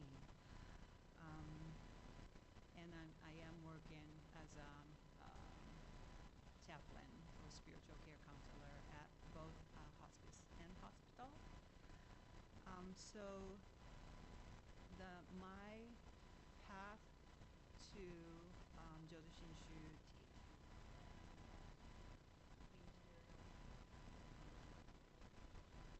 ministerial experience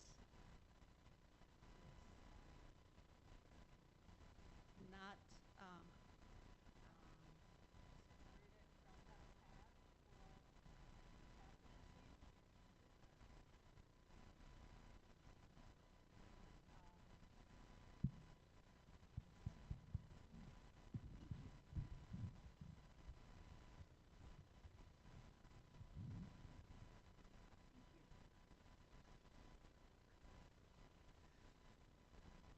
Yes.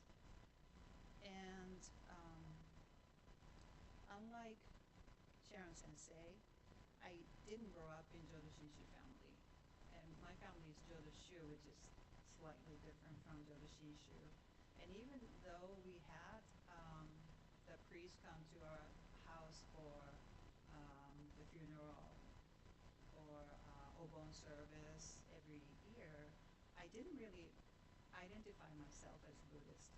Although now I realize the Japanese culture itself, I was born and raised in Japan, culture itself is very, very much rooted in Buddhist thoughts. So now I realize the way I think is very much Buddhist, already. So,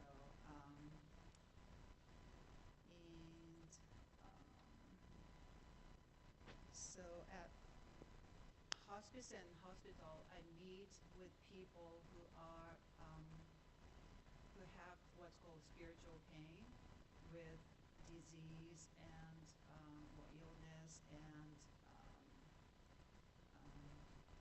death. You know, their experiencing death and the family who are taking care of the patients. And not only that, just in life itself. And I am learning to be present with them.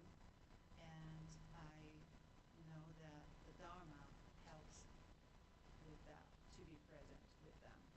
So, and like Sterling Sensei said, Sharon Sensei and I are in Kyoshi program, and Kyoshi literally means teacher, and it does sound like ministerial role, sounds like we are leading, but I feel that in spiritual care too, I am learning a lot from my patients in Sangha, way more than I can give. So that has been my experience as MA. Thank you. Thank you, Reverend Noriko. Yukari, would you like to share what your ministerial experience has been?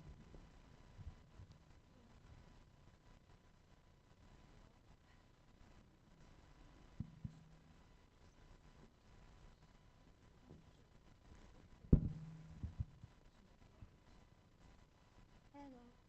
Yeah, okay, good. Hey, thank you for coming today. It's nice to see all of you. Today, I like to share my most embarrassing experience as a minister's assistant.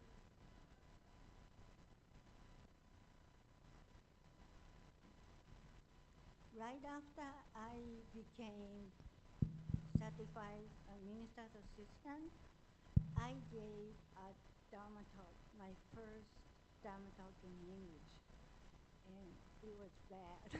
It was really, hope nobody remembers. I was so nervous, and I was like this microphone, I was like adjusting my microphone, and that made really weird noise.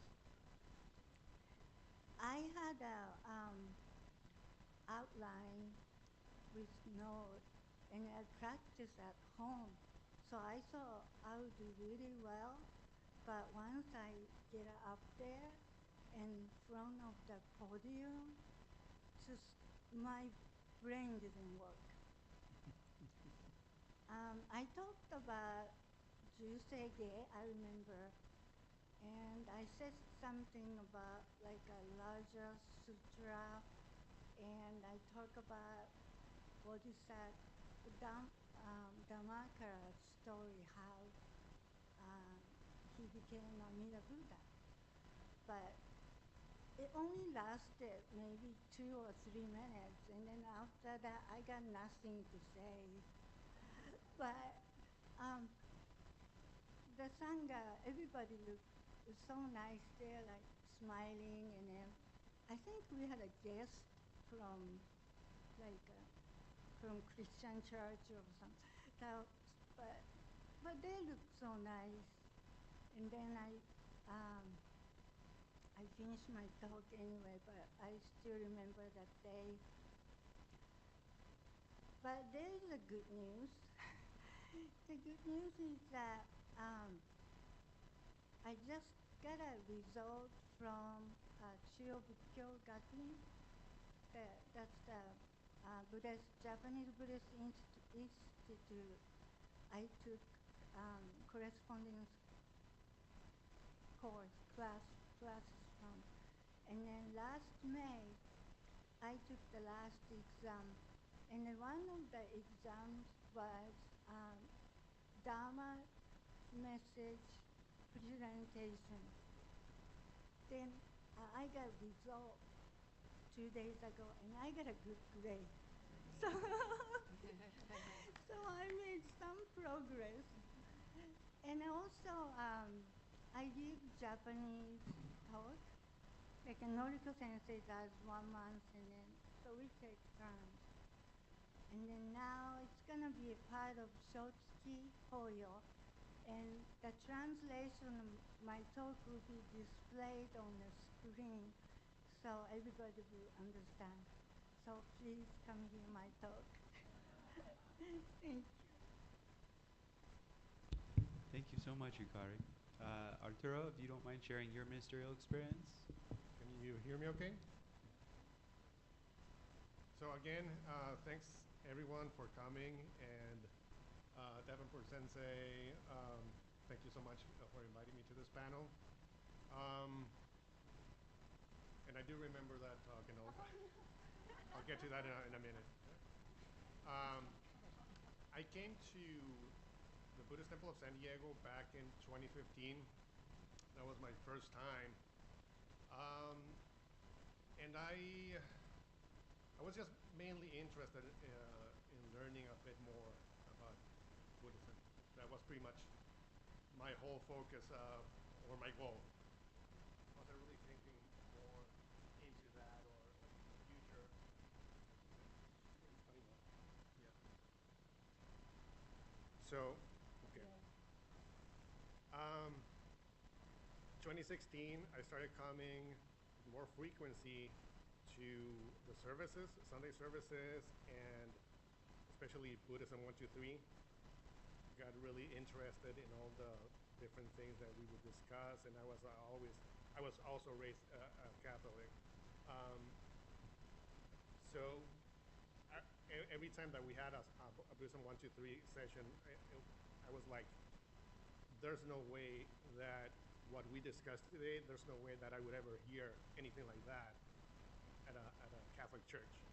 So I kept coming back. I was really excited about all the different things that I was learning. I had never talked about in the past. Started becoming very, very active in the temple.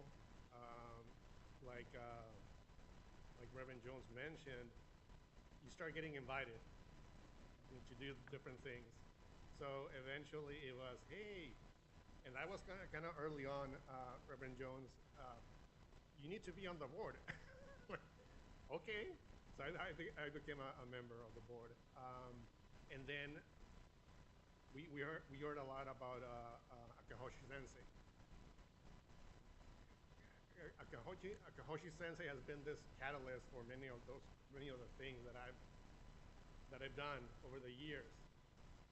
And same thing, I was kind of reminded of that when Sharon Sensei was talking about, being asked by Kenji Sensei to do this or that, or if you're interested in this. Same thing.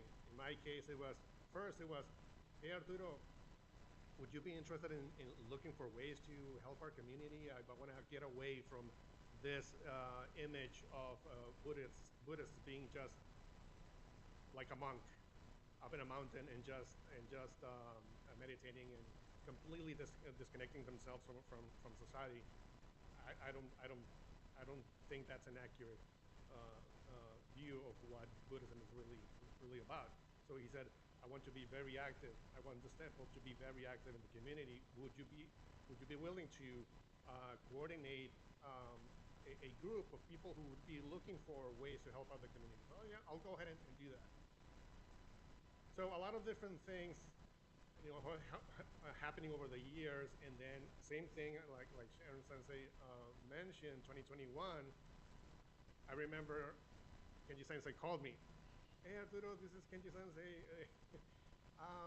Hey, I've noticed that you've been doing a lot of things at the temple, and you're very busy, and you're actually already doing a lot of the things that a minister's assistant would be doing. Would you be interested in formally being named an MA at the temple? And I was like, Sensei, to be honest, I wasn't really even sure what an MA did, what an MA does, or how one becomes an MA or whatever. So pretty much I became an MA. And then 2023, that's when I became certified. So a lot of things have happened since then. And to me, it's been a very, very rewarding experience because I've had the chance of studying the Dharma a lot more, the history of Buddhism, Jodo Shinshu, the evolution of Jodo Shinshu and Buddhism in general, and then trying to spread that or include that kind of knowledge in some of my Dharma talks, and looking for ways to express how the Dharma can be found in everyday situations and different type of content in books and movies and just even at work. I mean, and trying to understand that aspect of Buddhism and then trying to share it with the Sangha. And it's been very rewarding because I still consider myself like this foreigner.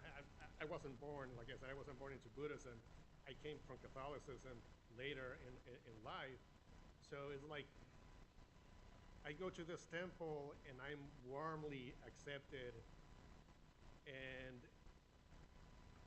I get to study and try to share the Dharma, and I sense this genuine appreciation from people who really are grateful for the little things that I may do here at the temple. So in that respect, I'm very grateful. It's been a very rewarding experience. And going back to Yukari's comment, I do remember that specific date. I do remember that. And we were done with the service. We're at the back of the Onagin, and the only thing that Yukari said was, "I sucked." And I was like, "No, you didn't. No, you didn't." I mean, she was just being hard on herself. I mean, one thing that I've learned in my experience as an MA and being active in this temple is that we all have our own personalities, our own ways of spreading the Dharma, of giving Dharma talks. I remember Smitty Sensei one time told me, don't worry about the length. I mean, if it was 2 minutes, it was 2 minutes, and that's fine. I remember speaking with Smitty Sensei about this, and I said, well, I'm going to be giving this Dharma talk today, but I think it's kind of short. It's only going to be maybe like 6, 7. And Smitty Sensei said, Dharma talk is as long as it needs to be, and that's it. Don't worry about if it's 10 minutes or 5 or 2, that's fine. And going back to that rewarding experience of that sense of gratitude that I sense from the Sangha, it's exactly what Yukari said. She thought that she had done a bad job, which she didn't. But everybody was smiling and thank you. We love your message and everything. I think she was just being hard on herself. But again, that benefit that we have, or that privilege that we have of evolving in different ways as we go on this path. I have my way. Yukari has had different experiences along the way, and everybody else in this panel. But Reverend Jones kind of mentioned that also, that you get started and things change. I mean, each person will have a different experience as they go on this MA path. So to just finish with this, what I'm saying is that my ministerial experience has been so rewarding because of the privilege that I think I received of getting to study the Dharma, trying to spread the Dharma, and just this really genuine sense of gratitude that I get from people, a smile, a handshake, hey, good job. Like, that is the best experience that I've had in a very, very long time. So again, very rewarding. Thank you very much. Thank you so much, Arturo. So at this point, I've given the panelists each an opportunity to kind of introduce themselves and their journey. We have more questions to the theme today, but I'd like to open it up. If anyone has any questions for anyone on the panel today, I'd like to give you guys the opportunity to ask questions about their experience or what it's like, or what it's like to study the Dharma or help out the Sangha. So at this time, if you'd like to ask any questions, please approach the microphone in the middle and feel free to ask a question of all the panelists or one of them. And then, depending on how the discussion goes, we have some more questions that we can base the discussion on as well. So, would anyone like to present a question first? And if the mic doesn't work, I will get you a new mic.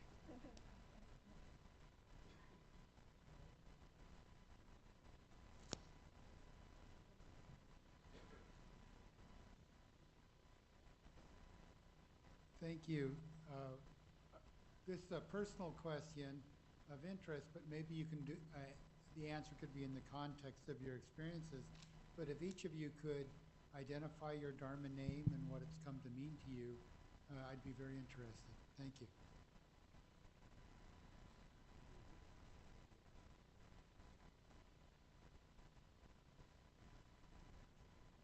I guess I can start. So my Dharma name is Ichijo, which means one vehicle. I was given that Dharma name actually by the Monshu in 2002.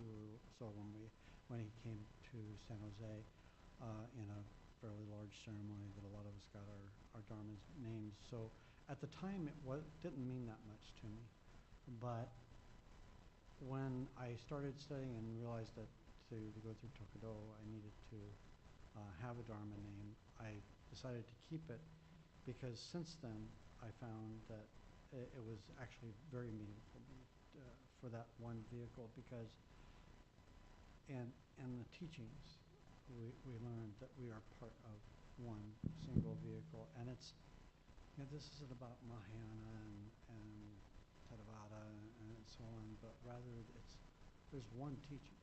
There's one teaching that pervades all of Buddhism, and that we're part of that. And though we may segment it some, the basic teachings are all the same. And so whether we choose a practice that's, different, that's less Sangha oriented, more personally oriented, or it's more Sangha oriented like Mahayana, it really doesn't matter. It's whatever is meaningful to you, but there is still one teaching, one vehicle, and I'm part of that, and that's what's meaningful to me.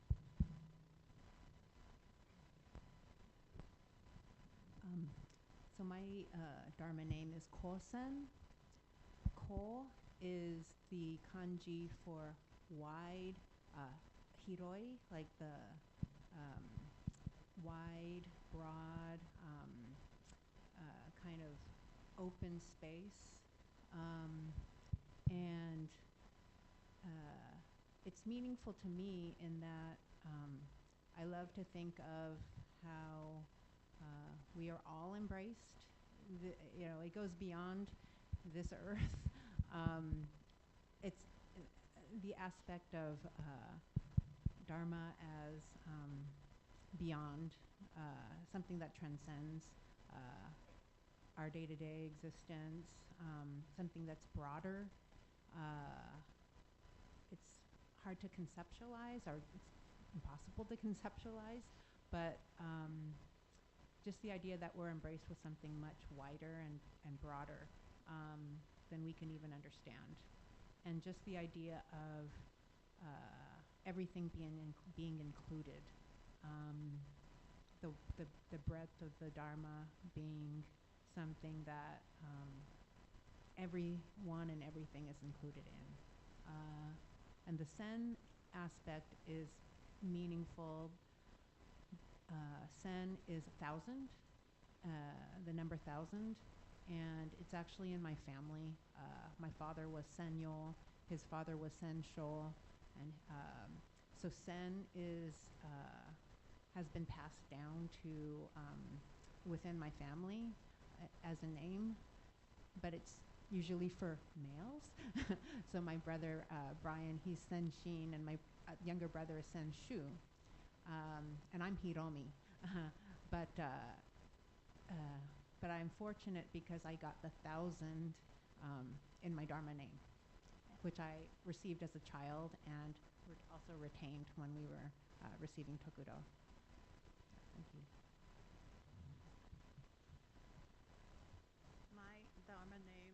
is AG. A is eternal and G is compassion. And here the practice is you pick one kanji and sensei, the minister, picks the other kanji. And Kenji sensei, Kenji Akahoshi sensei said, well, since you know kanji and you're Japanese, so why don't you pick both? So, yeah. And I picked Eiji, and sensei, Akahoshi sensei said, oh, that's my son's name. Because Eiji is a Japanese male name, and I was like, oh, I should have made it GA, flip it. But it's eternal compassion, so it has to be AG.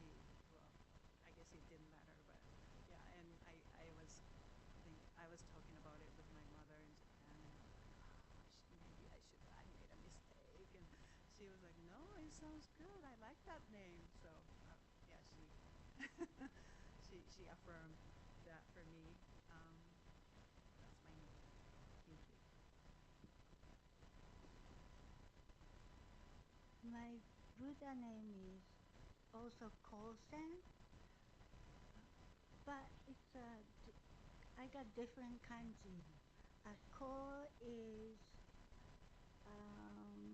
like respecting parents, taking care of parents, do good things to parents. And then Sen is pond, like swamp on a pond. You just make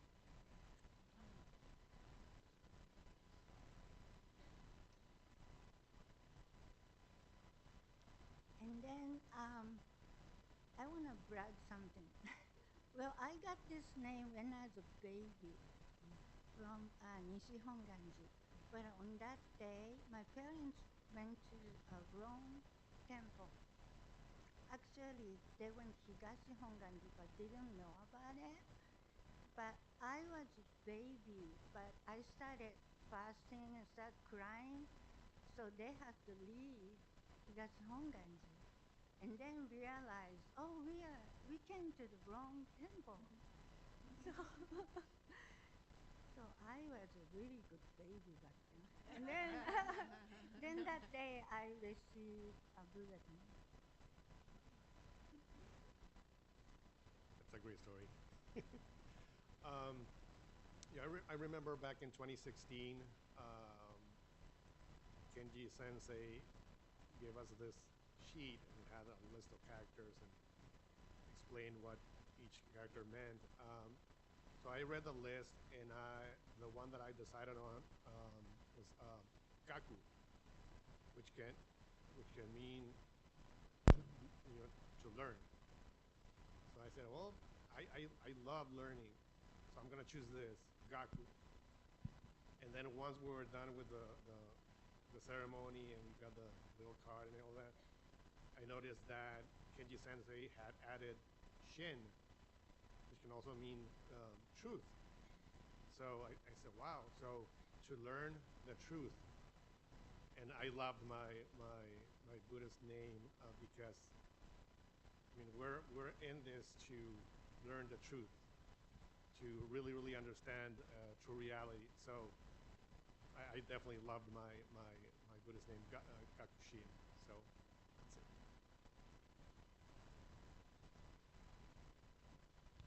Thank you. If you have another question, Norman at the microphone has the microphone if anyone would like to ask a question.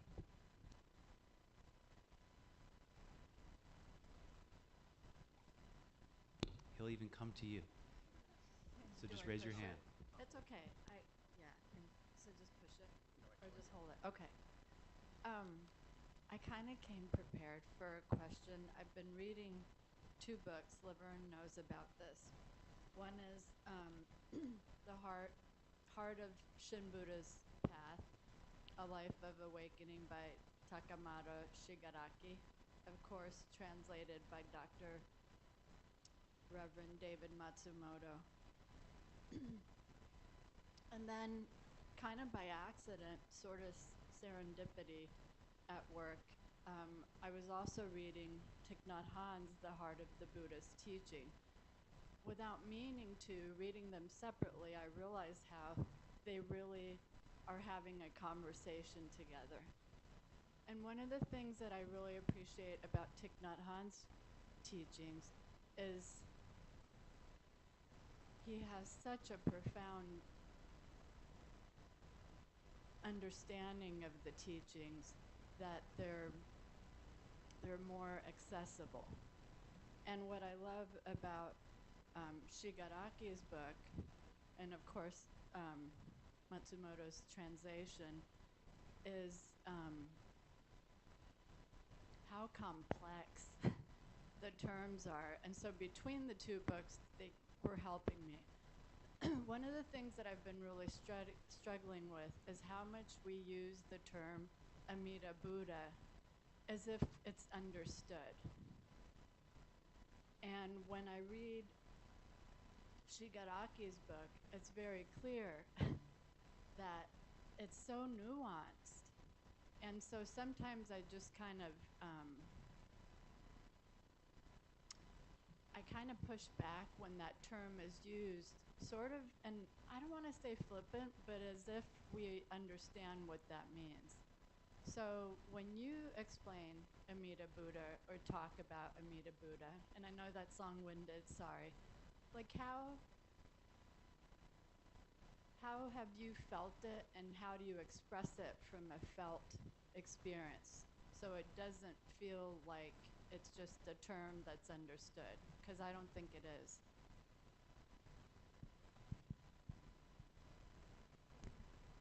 You're playing into my hands here. Thank you for that question.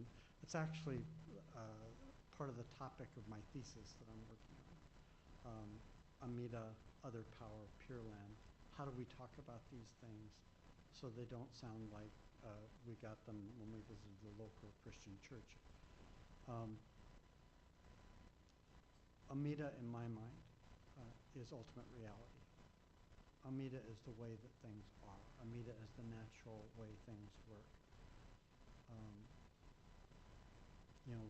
Most of us know that the proper question is not who is Amida, but what is Amida. But to understand Amida in a non-personalized, non-personified type of view, especially when most of us have a statue. That's why many temples do have the myogo instead, right? The scroll that just says Namo Amida, is because the statue has that personification, anthropomorphization about it. But it really is, Amida really is about ultimate reality, the way that the world works, the way that the universe, the way everything works.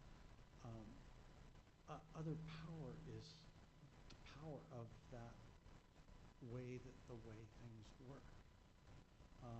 And so together they represent ultimate reality. And when we say that it's inconceivable, it's because how do you conceive of ultimate reality? How do you describe ultimate reality? We conflate things with terms like, Amida will save you, the teachings of Amida. Even the scholars will admit that's the mythology of Mahayana Buddhism. There was no Dharmakara that walked this earth. There was no Amida that walked this earth, and so on. But it's how we explain that without making it sound like there's some magical power out there that's looking over us and making a decision, making a judgment that we are worthy of Shinji. Because our teachings sound very much like that's what they're saying. So it's difficult, and it's especially difficult to answer somebody who walks in off the street and looks and sees the statue and who's that? Or do you worship him? Do you pray to him? and these are all, and these aren't questions you can answer in 2 minutes as you're talking to somebody, but it is a very real challenge in my mind for Buddhism in America. This problem doesn't exist in Japan, nor may it exist in other areas. I'm confining my work to the continental U.S. BCA territory, if you will. But it is very much a challenge for us, because if we use terms like Amida will save us through his 18th vow, then we're inviting all sorts of questions that, so he's a god? He's a deity? He's all powerful, all present? You know? It's a tough challenge, and one that I'm trying to figure out a way to put into different words to provide a better meaning. The two books that you chose to elaborate on are very good. Thich Nhat Hanh's Understanding of Buddhism is, without question, one of the best, and it's very non-sectarian. It's not from a specific belief structure within the context of it's about all Buddhism. Shigaraki was rocking the boat, you know, and we're very fortunate in that we get to have our Dharma lessons from people who studied with Shigaraki. So, including Matsumoto, who's very endeared to Shigaraki Sensei. So, that book is a very challenging book. It presents some very challenging ideas, not all of which have sat well with the folks in Kyoto, but oh well. So, thank you for that question. Yeah, thank you, Tina, for the question, which is something that we should all be, contemplating all the time, because that's what this is about. But it's also, like Reverend Jones said, it's something that's difficult to explain, and maybe that's why it's not black and white. And for me, it's kind of a feeling.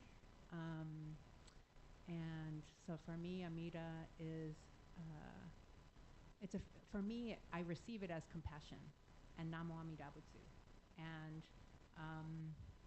I receive it as when we put our hands together and we say the Nembutsu, we say Namo Amida Butsu. It's, I can only describe it as a feeling of thank you. Thank you for accepting and embracing me, and the knowing that that it will be okay. We will be okay. And there's also very important, but I don't receive it this way, but I think Reverend Matsumoto's talked about Amida as wisdom that unfolds as compassion. So I feel that the wisdom aspect is also good for me, good to keep in mind, because when I go through life and I'm exposed to my own selfish motivations or ego-centeredness, that's the light of wisdom, also received as kind of exposing that, and that's part of the Namo Amida Butsu.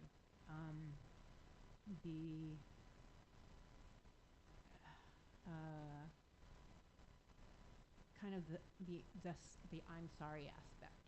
So the thank you aspect and the I'm sorry aspect for my own human pettiness or ego-centeredness that I'm exposed to more and more as I'm studying, and so that's how I receive Amida Buddha.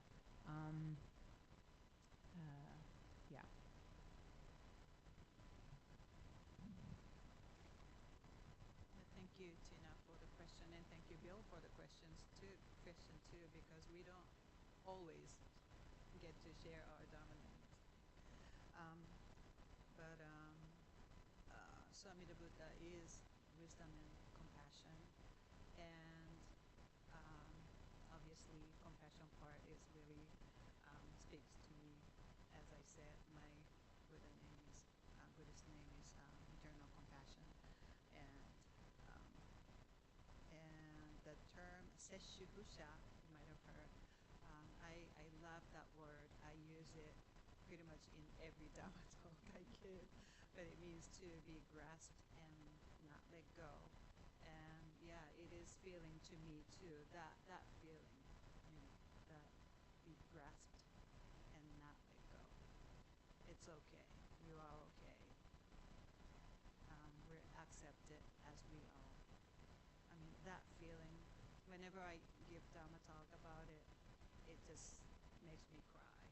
Because that feeling, yeah, I'm okay. So that is Amida Buddha to me. And there is what's called Mikaeri Amida at a temple in Kyoto. And Mikaeri means turning. So this Amida Buddha statue has his, I don't want to say his, its head turned because Amida Buddha is always thinking of us. Yeah, and leading us and just making sure that we are there and we are protected and accepted. So again, that makes me feel. That's what it is. Thank you. Thank you for asking us about Amida Buddha, because I'm a big fan of Amida Buddha. Amida Buddha is wonderful. But what can I say? Amida Buddha is always with you, no matter where you are and when. And Amida Buddha is fair. People think Jodo Shinshu is that like we focus on after death, but it's not really.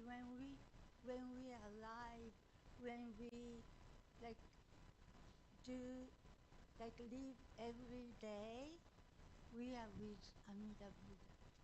Amida Buddha can reach us because he's the Buddha of immeasurable light and life. So that's it.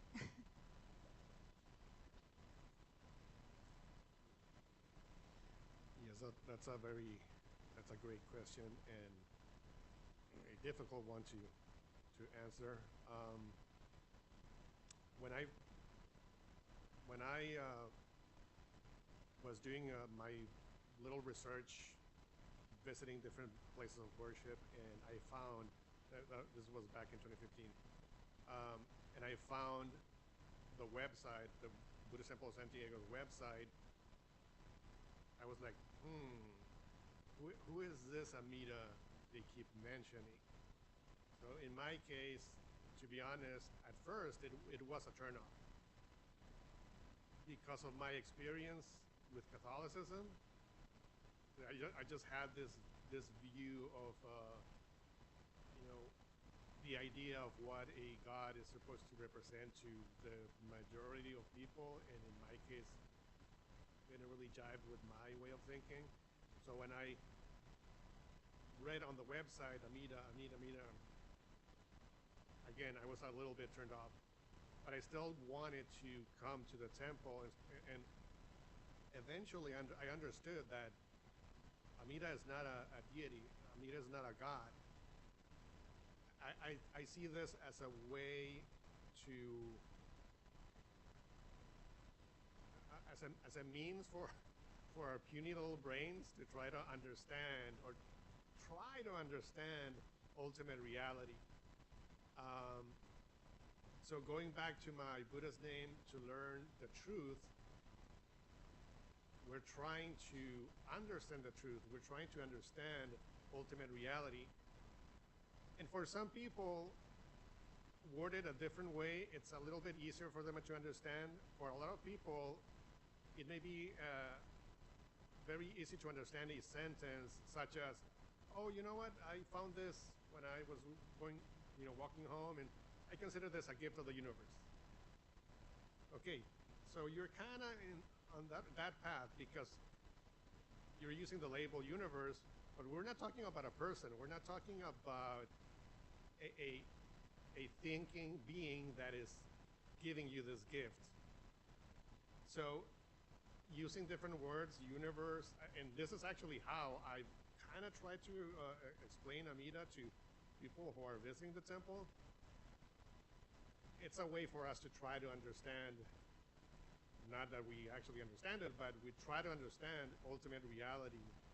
So name it, ultimate reality, universe, everything that is around us, that is Amida. That's how I've tried to kind of explain it to visitors. But to me, what really resonates, and this has already been mentioned, compassion.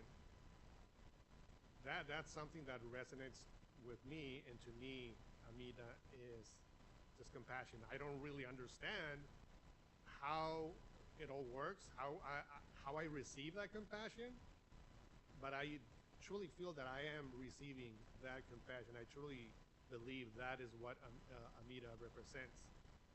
And in some of our readings, in our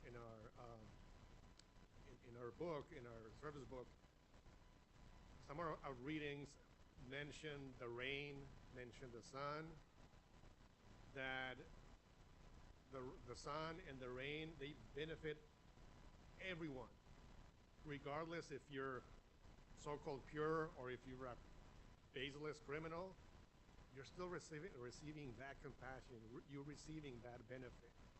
So that really resonates with me. So instead of really focusing on certain characters or a anthropomorphic figure, I kind of focus on that feeling of gratitude that, yes, I am receiving compassion. How it happens, I'm just human. I'm right here, and ultimate reality is up here. But to me, that is one way that resonates with me, and one way that I understand the term Amida.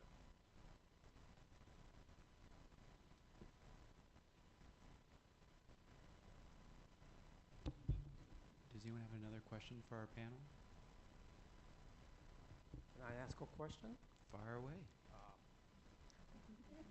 As a continuation of the question that was just asked, as to what is Amida Buddha, basically, and you've expressed it as its ultimate reality. Can you, and as a human being, as Bombu, or as fools, we only have what we have, our body, our vehicle. So can we use what limited vehicle, which is our body, and our heart, to connect to this ultimate reality, which has no human definition?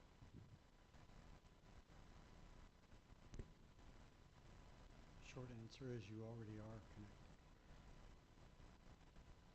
I look at self-power as resistance to ultimate reality. Not as trying to get somewhere on my own power, but rather resisting what's already out there and is provided to me. Ultimate reality is the way the things work. Amida is ultimate reality. Other power is the power of that ultimate reality. And my working to do it myself is actually a form of resistance to what's already available to me. I'm already connected. You may have heard some say that the Pure Land is where you're standing now. You're just not able to fully realize it. That's not doctrinally, doctrine, but it's all around us. It surrounds us at all times. We are already connected. And our self-power is just our ego thinking that we know better. So that's, we can and we do and we are already connected. I guess what I was trying to ask was, since we have our limited body and when we talk about shinjing, this is a very, very simplistic way of thinking about it, but we're not supposed to define it basically from the Japanese perspective, but we have our mind and our heart, and so I guess what I was trying to ask is in regards to try to understand the concept of Amida Buddha, and with our limited body, we have our heart, we have our emotion. Should we allow our emotion to try to define and connect with us, like using our feeling of thankfulness, our gratitude, our feelings about what compassion means, to get to connecting with that feeling of what Amida Buddha is? I'll say something briefly, but then I want to let others chime in here too. We are who we are. Our compassion is part of who we are. Our emotions are part of who we are. Our mind is who we are.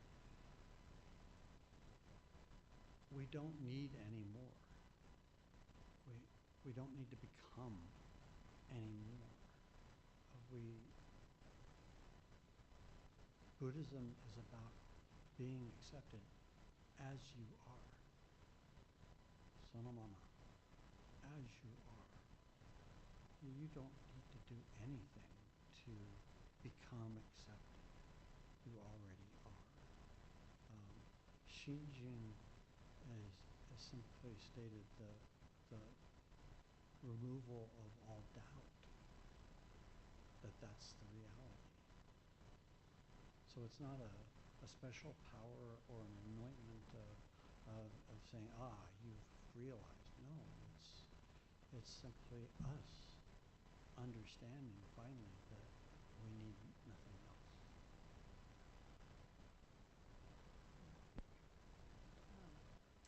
Yeah, so for me, Amida is our connection to ultimate reality. Namo Amida Butsu is our connection to something that's inconceivable. And Amida Buddha it wouldn't exist if it wasn't for our Bonbu-ness. We are Bonbu. So there's Amida Buddha's compassion that's coming to us that we can receive if we open our hearts.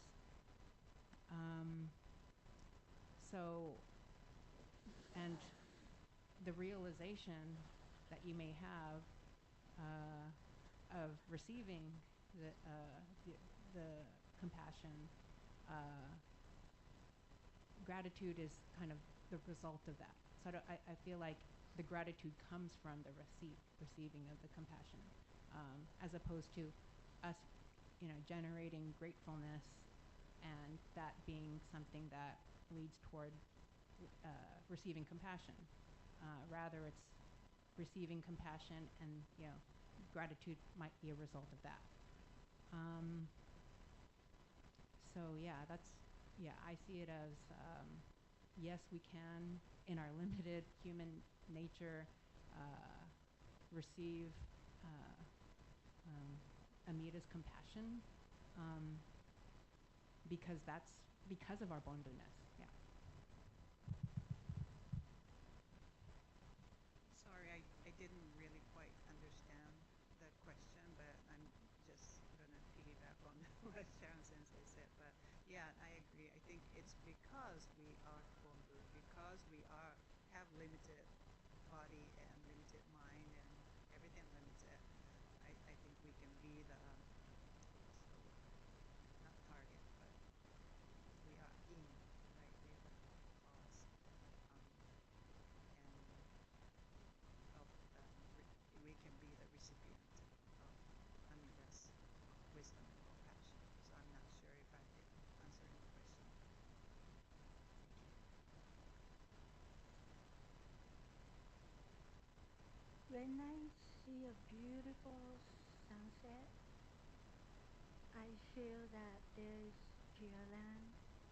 And when I think of my grandmother, I think she's in Pure Land. Did I answer your question, Norman?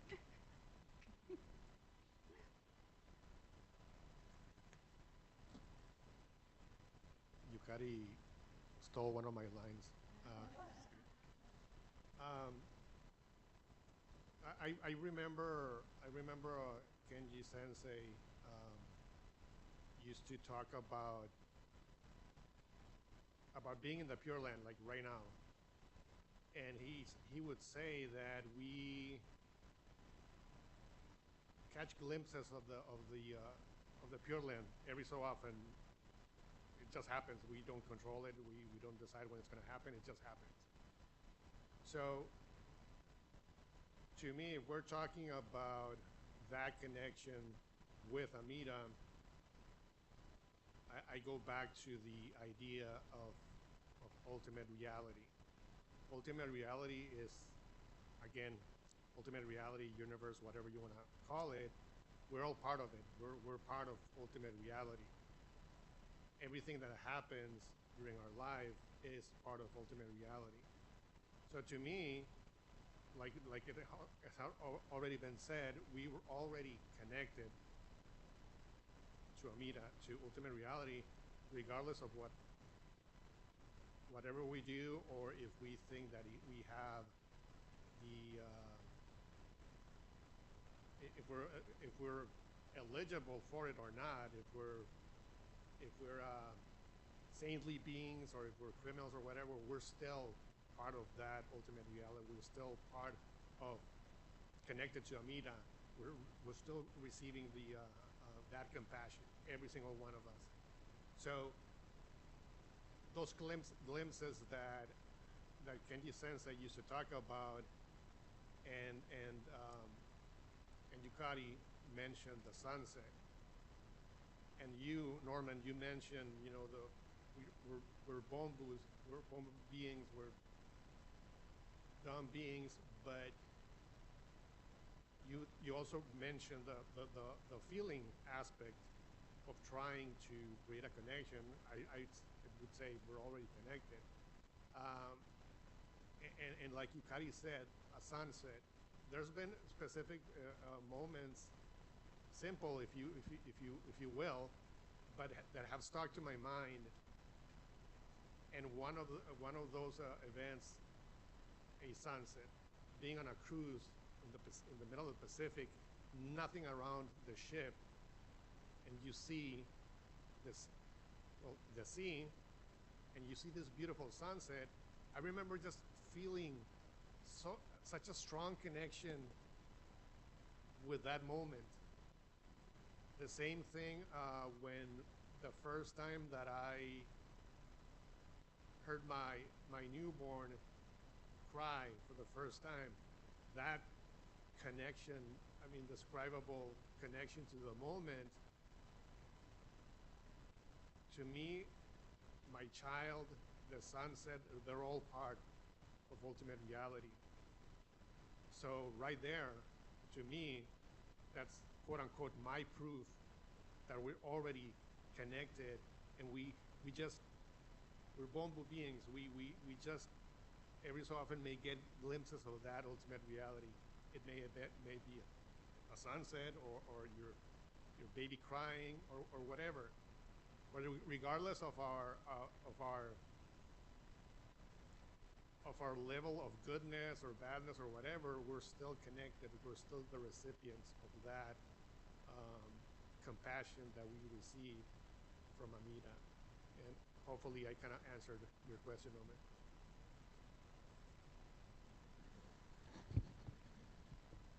I just like to highlight, you know, one of the values that I think in the MA program is you have such a diverse range of voices, different perspectives. And I think it's truly valuable hearing all of the people on the panel today because, you know, I remember listening to a minister once and the message didn't resonate immediately with me, but it resonated with someone next to me. But then when I heard that same message from a different minister using different examples, that resonated with me. I think one of the strengths of our MA program is that by having all of these diverse voices, perspectives, ideas, even if it doesn't hit you right away, if it doesn't resonate, someone can say it, the same idea using a different example, and it can speak to you in a more deeply rich environment. And so I think this is one of our greatest strengths, is having all of these different perspectives, hearing all of these voices, allowing ourselves to experience the Dharma, the same teaching, but just in a multitude of different ways. Which is beautifully captured in how everyone described Amida, described the awareness and engagement with Amida. And so as our panel comes to a close, I like to end with one last question, and it's for all of our panelists, and poor Reverend Jones has been first at the bat every day. So I'm going to start with Arturo at the end over there. And the question is, what has been the most rewarding part of being an MA, or your MA experience?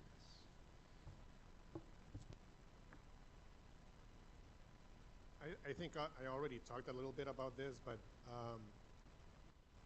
to me, the most rewarding aspect of being an MA is just the response from the Sangha. Knowing that I have a purpose here in this temple, helping, just chatting with the Sangha, chatting with people, setting up the onaijin, assisting in any way possible. I sense this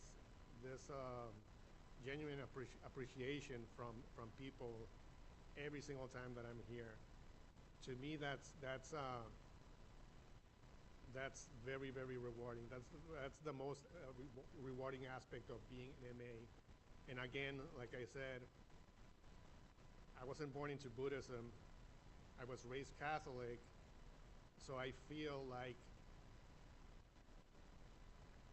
I came here from the outside as an outsider and was just given this privilege of, hey, we're going to allow you to help out at this temple. We're going to give you that privilege, which to me it is a privilege, to help out the temple and the Sangha in any way possible, set up the onaijin, get you, and I don't want to get into the whole aspect of, is Amida a figure or a character or whatever, but I guess those aspects change, or those experiences change, but I think the connection with Amida is the same. But one of those privileges that I feel every single time that I'm in the onaijin, setting up everything, being this close to the statue of Amida Buddha,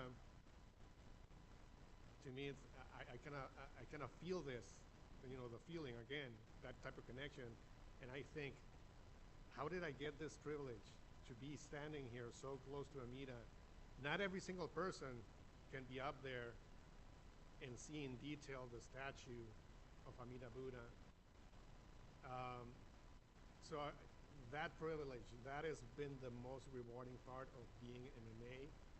And I'm pretty sure I'm not imagining this, because my mom has been to a couple services here at the temple, and she said this several times.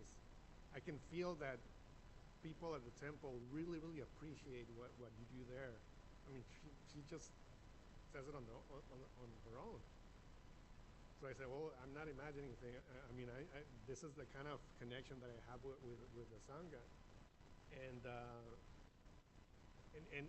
same thing, even though she's Catholic, she feels that this is my path. This is what I'm supposed to be doing. And she said it several times.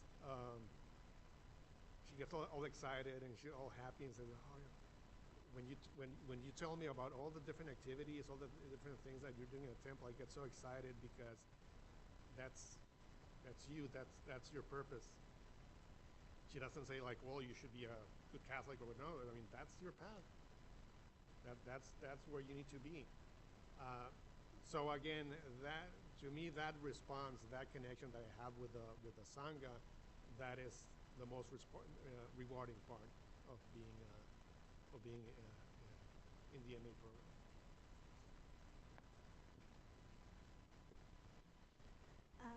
I enjoy setting up Onaijin, like Arturo said, I can get close to the Amida statue. Then when I offer rice and fruit, I really feel wonderful. My parents are passed already, but I want to let them know what I do, and I know they are proud of me. I also like to arrange flowers, like with the help of other MAs, and Shirley helped me a lot too. Because I think when you see the flowers, I think you feel Amida's compassion, because it represents Amida Buddha's compassion.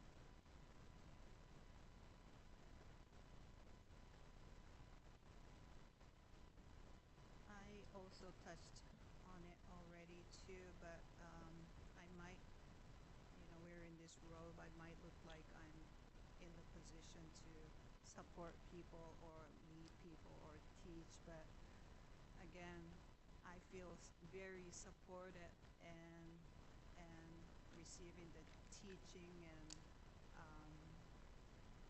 everything from the Sangha also. So, and I feel that, this Sangha is very welcoming.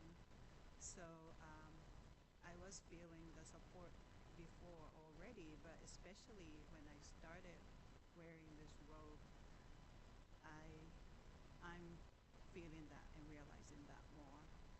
And also having this wonderful team, and diverse, like Sterling Sensei said, we came from very different backgrounds, and that's really enriching the experience. And also, so I'm a hospice chaplain. I think about death all day, every day.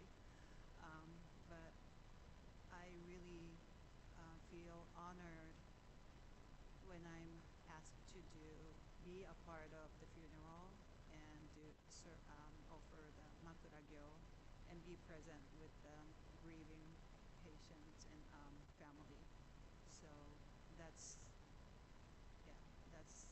one of the moments I feel very rewarded.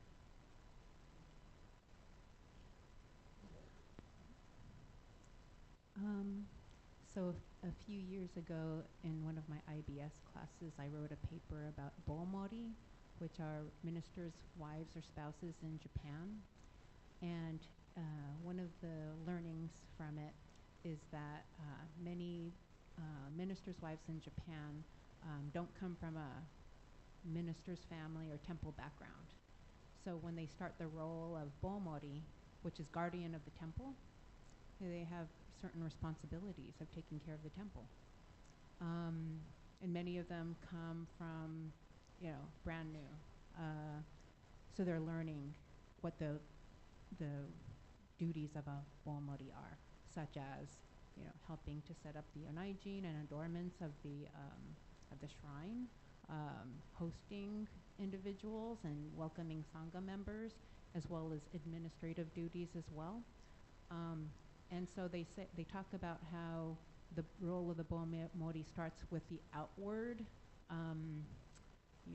aspects of what you see, and that over time, it starts to penetrate. The Dharma starts to penetrate internally, inwardly, in your heart. And I feel like, in a lot of ways, for me, the minister's assistant experience has been similar. Starting with the, when you first put on a robe, whether it's an MA robe, fuho, or koku, you have a different feeling. It does make you, maybe more receptive and open to receiving the Dharma. And a lot of the ritual aspects I didn't really appreciate before, and I kind of wish I did, because my father was a minister and I saw him doing it every Sunday, and so until becoming an MA myself, now I have much deeper appreciation for those rituals. And I do feel that it does maybe start with some of the outward appearance aspects of the things you see, but that over time it starts to touch you inside more and more. And maybe some of us have already started from day one that way, but for me it was a process that the MA experience has enriched. Thanks, Sharon. The connection to the Sangha is obviously, for me, the most important thing. But where I get connected probably most deeply is the selection of the homyo. I talk to the family, I learn about the person, and then I try to find a homyo that fits, and I do it character by character. And even though I struggle with the Japanese and finding the right characters, I'll go through the process and come up with, I think, is the right kanji for the meanings I'm trying to specify. We've got a file that we can look up in and make sure it's not one of the ones you need to avoid and all those kind of things. And then I'll sit down with Rinban Adams, and who's much more proficient, and sometimes he'll say, well, okay, you don't want to use this character because it also kind of means that, and it implies some things, or it only uses with animals, or he has a wealth of knowledge, so it really helps me. But that whole process of getting to know that person and selecting the kanji characters and coming up with the homyo and then talking about the homyo during the service, and the reaction that I get from the family is a very special connection, and it provides me with the opportunity to think very deeply about the person and about the Dharma. And so it's really a special opportunity for me. It's one of the processes that I'm still very much learning to do, but it's one that's extremely meaningful to me as a connection. But I think what everybody said is that connection. And the Dharma is the way that we connect, through which we connect, but it is that connection to the Sangha that's all important as an MA, as a minister. Thank you. I want to thank all of our panelists today for sharing. The MA program is an amazing opportunity for anyone to explore the Dharma in a different way and help your Sangha. And it's so amazing that some temples like San Diego are so fortunate to have so many MAs who help out. And although you might not see them in the front facing of the temple at all times, their support, their participation, their help is so meaningful to how we engage the Dharma and how we experience it. And I really hope that if you have an MA program in your temple, that you foster it and develop it, because the more you invest in it, the more it invests in your Sangha. And I think it's truly a magical piece of the Sangha and a way to really experience the Dharma in a different way. So at this point, I'd like to thank all of our panelists today for participating. You give them all a round of applause.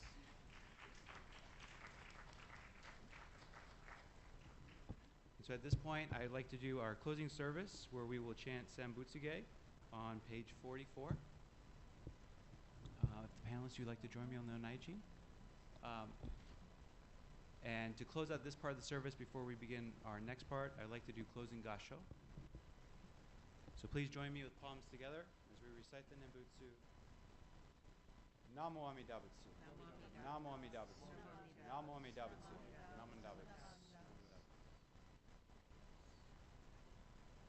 So if you give us a minute to get on the Onaijin, we'd love to chant together one last time.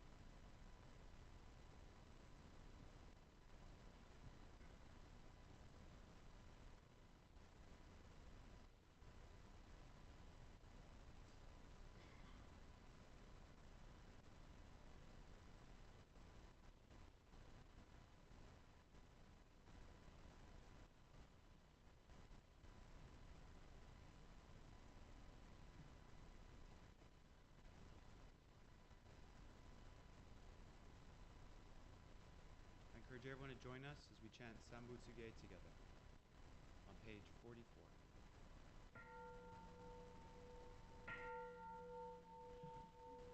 Ogen gigi ijin mugo kunyo zeyen myo muyo tosha nichigan mani shuko enyo kaishin non pe yunyaku jumoku nyorai yogen chose mirin shogaku daion koru jipo kaimon shojin sanmai chie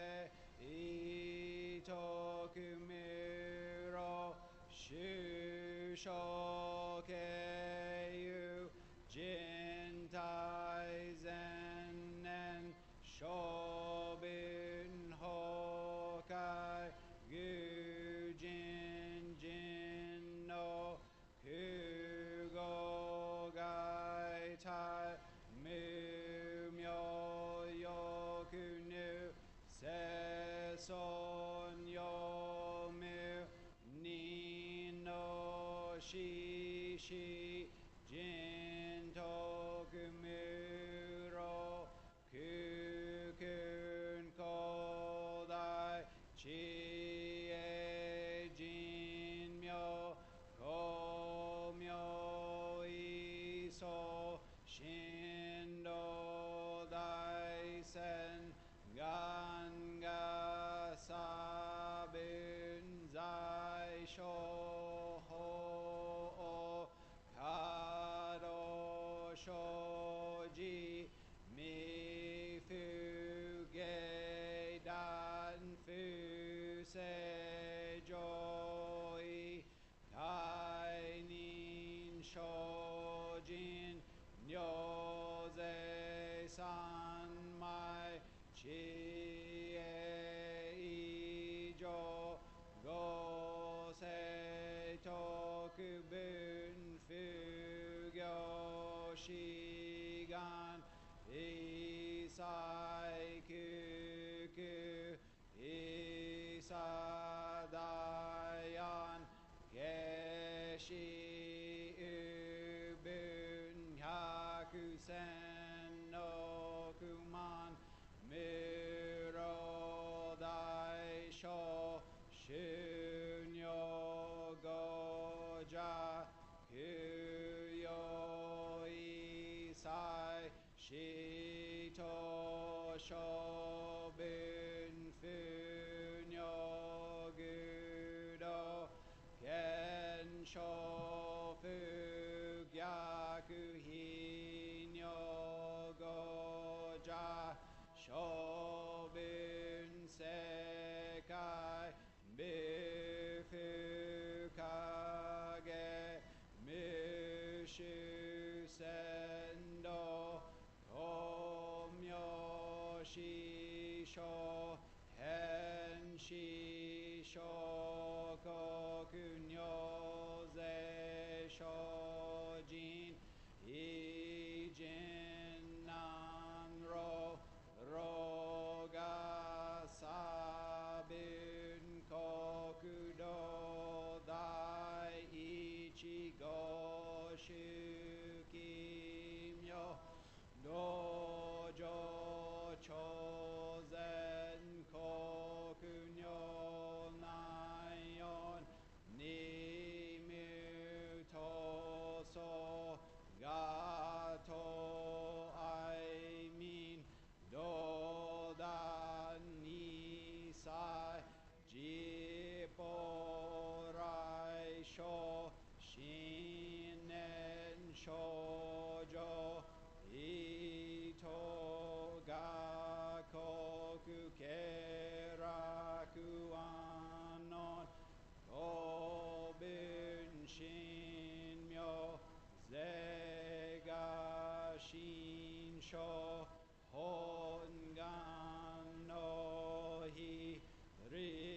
sho sho yoku jipo se son chi e muge joro shi son chi ga shin gyo kero shin chi shoku doku chu ga gyo shojin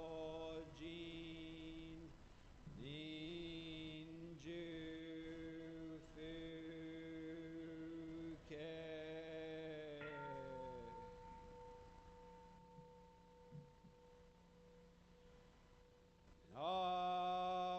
Namanda bu, namanda bu, namanda bu,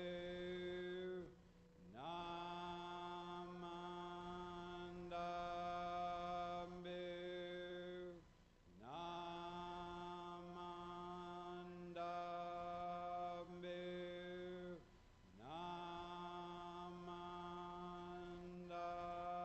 Namandambu, Namandambu.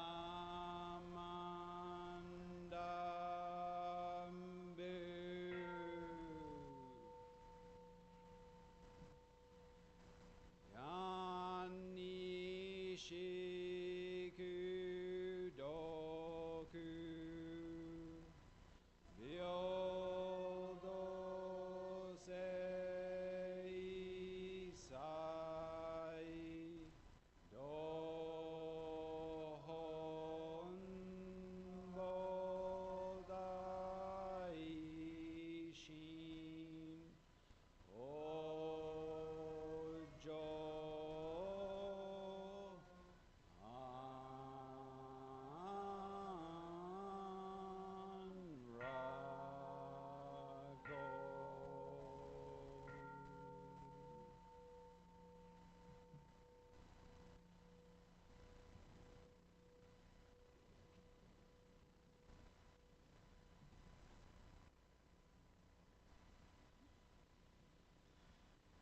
Gasho. Namo Amidabutsu. Namo Amidabutsu. Namo Amidabutsu. Namo Amidabutsu. Namandabutsu. Namandabutsu.